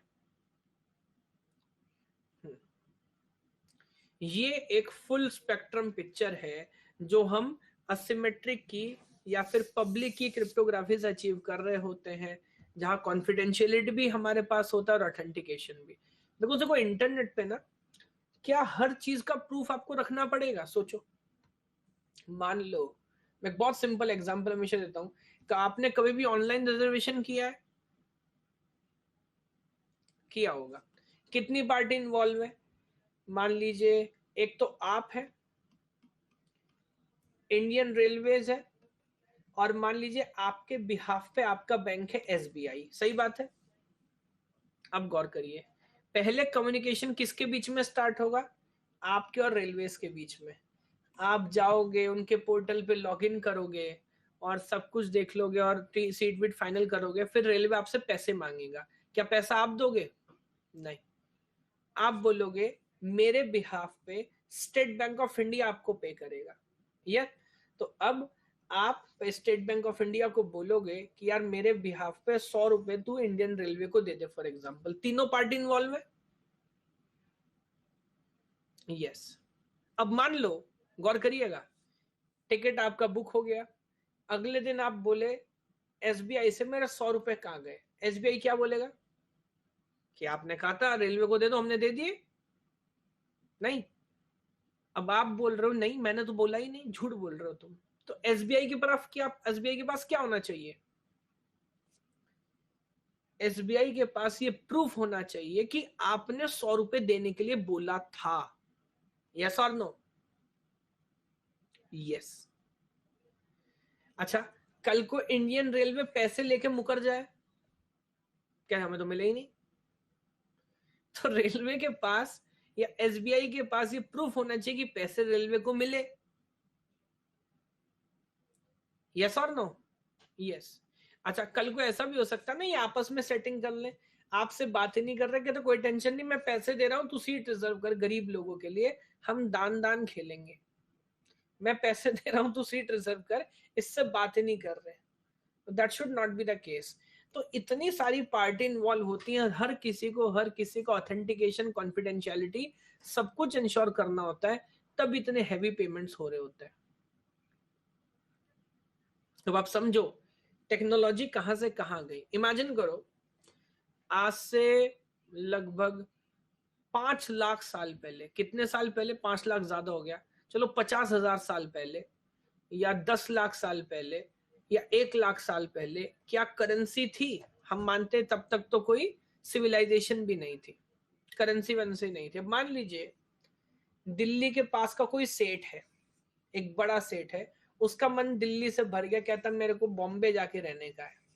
अब उसकी जो वेल्थ है, वो वेल्थ किस फॉर्म में है बताओ? उसके पास कुछ कैटल्स होंगे, मवेशी, सोना वोना भी भूल जाओ, सोना भी बाद में आया। उसके पास कुछ मवेशी होंगे, लैंड होगा, गाय भैंस होंगी, बकरी होंगी, पशुधन जिसे पहले बोलते थे, नहीं? अब वो इतने सारे आइडिया, इतने सारे रिसोर्स को ट्रांसफर कर सकता है बंबई? नहीं, बार्टर सिस्टम होता था, करेक्ट। ठीक है। तो प्रॉब्लम था, बहुत ज्यादा प्रॉब्लम था। फिर धीरे धीरे अब आपने देखा गोल्ड है। चलो, गोल्ड का क्या एडवांटेज है? गोल्ड का एडवांटेज है कि क्या गोल्ड मूवेबल है? हाँ, बहुत आसानी से। तो उसका मन किया, उसने जैसे तैसे ये सारा का सारा अपना जमीन जायदाद सब बेच के उसको कन्वर्ट कर लिया गोल्ड में, और गोल्ड लेके वो चलने लगा। बीच में डाकू मिल गए, सारा गोल्ड लेके चले गए। बहुत रिस्की था, आज भी रिस्की है। यस और नो? यस। प्रॉब्लम हो सकता है। उसके बाद बैंकिंग सिस्टम आए और इन्होंने चेक देने शुरू किए, इजंट इट? बहुत टाइम के बाद। अगर कोई टेंशन नहीं है, एक काम करो, हम मतलब बैंक कौन है? बैंक बहुत बड़ा सेठ है, और उस सेठ के सब जगह लोग घूम रहे हैं। वो कह रहा है कागज पे लिखो और वहां जाके कागज दे देना, अपन देख लेगा, हमारा आदमी बैठा है, कागज देख के पैसा दे देगा। यही बात है आज। यस। चेक वॉशिंग मतलब क्या? चेक गलती से धुल गया, खराब हो गया, ऐसा कुछ? या डिमांड ड्राफ्ट? मुझे पता नहीं। मेरा जब एडमिशन हुआ था बीटेक में, है ना, तो पैसे, या इवन शायद एमटेक में भी तो पैसे डिमांड ड्राफ्ट से जाया करते थे। पहले बैंक जाते, अब लोन की बात मत करो लोन डिफरेंट बात है, मैं मोड ऑफ पेमेंट बता रहा हूँ। चलो लोन भी हुआ मान लो, तो पैसे डिमांड ड्राफ्ट से जाते थे, आजकल पैसे कैसे जाते हैं बताओ? आजकल जाते हैं भाई ऑनलाइन। अब आप सोचो कितना एडवांटेज है। तो अब मैं आपको बताता हूँ, आज पैसे जाते हैं स्पीड ऑफ लाइट से। बताओ गलत बोल रहा हूं क्या? नहीं, क्योंकि आपका नेटवर्क ही तो आपका पैसा कैरी कर रहा होता है, और वो तो स्पीड ऑफ लाइट से चल रहा होता है। तो चुटकी बजाई और पैसा गया, बात खत्म। अब बीच में कोई डाकू नहीं, कोई मसला नहीं, कोई चोर नहीं, कितना आसान हो गया है।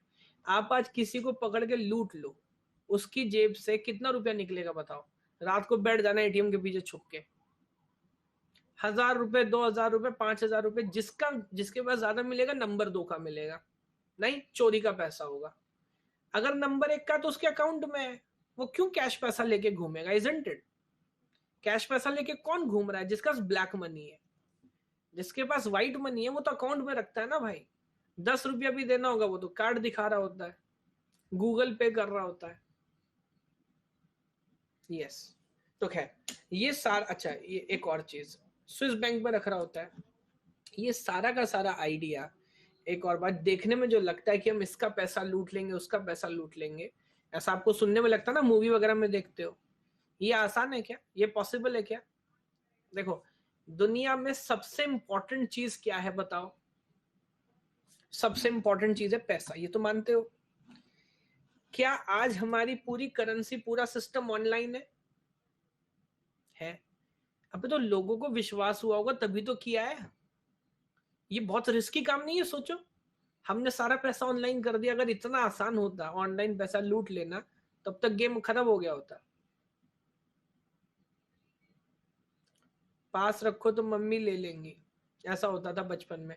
रिश्तेदार आए, 100 रुपया दिया, जाते हुए अपन खुश हो रहे हैं, रिश्तेदार गली के मोड़ पे नहीं पहुंचे, 100 का नोट छीन लिया। हद थी यार, शोषण की भी हद थी। जैसे सरकार टैक्स छीनती है, और कहते भी थे पंचवर्षीय योजना की तरह कि बाद में जरूरत होगा तो ले लेना, कभी वापस नहीं दिए।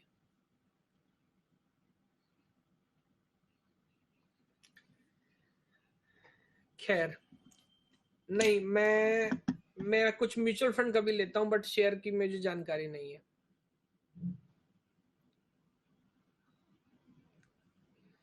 हाँ, तो अब देखिए यहां पर मैंने सर पूरी पीपीटी अपलोड की हुई है, जो मैंने बेसिक था आपको बताया।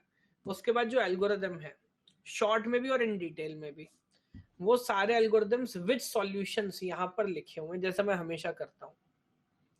तो आप चाहो तो इस पे एक लुक देख सकते हो, इस पे थोड़ा एफर्ट कर सकते हो। बाकी जैसा मैंने ऑलरेडी आपसे बोला कि अब क्योंकि ऑफिशियल आउट ऑफ सिलेबस है, और थोड़ा सा हमें वेट करना पड़ेगा किस चीज का, जब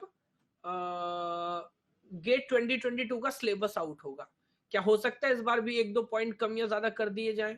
यस, बट वो पार्ट हम सेकेंड इटरेशन में कवर कर लेंगे, बिकॉज सेकेंड इटरेशन नेटवर्क की हम कर रहे होंगे नवंबर के आसपास।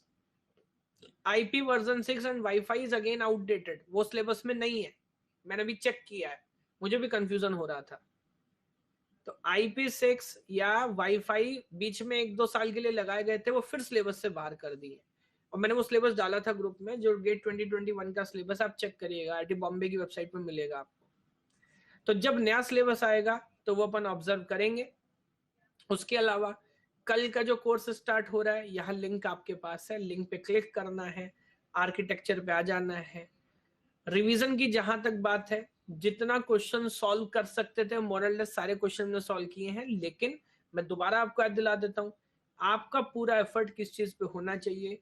जो 2 सब्जेक्ट पैरेलल चल रहे हैं उनको डाइजेस्ट करते चलो। अब अगेन जब भी एक नया सब्जेक्ट चालू होता है, अगेन आपके पास एक नया मौका होता है कि नहीं? होता है, उस सब्जेक्ट को पैरेलली कंप्लीट करने का। तो अब पुराने पाप एक तरफ है, डिजिटल वैसे भी आसान सब्जेक्ट था, और आर्किटेक्चर क्या आर्किटेक्चर भी नेटवर्क्स की कैटेगरी में ही आता है? जी हाँ, आप किसी सीएस वाले से पूछ लो 2 मुश्किल सब्जेक्ट बताओ, इन्हीं का नाम बताएगा। बताओ गलत बोल रहा हूं क्या? उससे पूछ लो 2 मुश्किल सब्जेक्ट, बोलेगा आर्किटेक्चर और नेटवर्क्स। तो सर इस सब्जेक्ट को ध्यान से फॉलो करिएगा, मैं नहीं खींच रहा 70 घंटे 100 घंटे, 40 घंटे में सब्जेक्ट कंप्लीट करेंगे, गिनती की 19-19 क्लास है और बहुत शानदार तरीके से चीजों को आगे लेके चलेंगे। 8 नंबर का क्वेश्चन है, 8 में से 6-7 तो आप करके आओगे ही आओगे। यस, तो लिंक है, इसको एनरोल कर लीजिए, कल शाम से इसको कंटिन्यू करेंगे और कहानी आगे लेके चलेंगे। यस, चलिए sir, thank you so much, bye bye.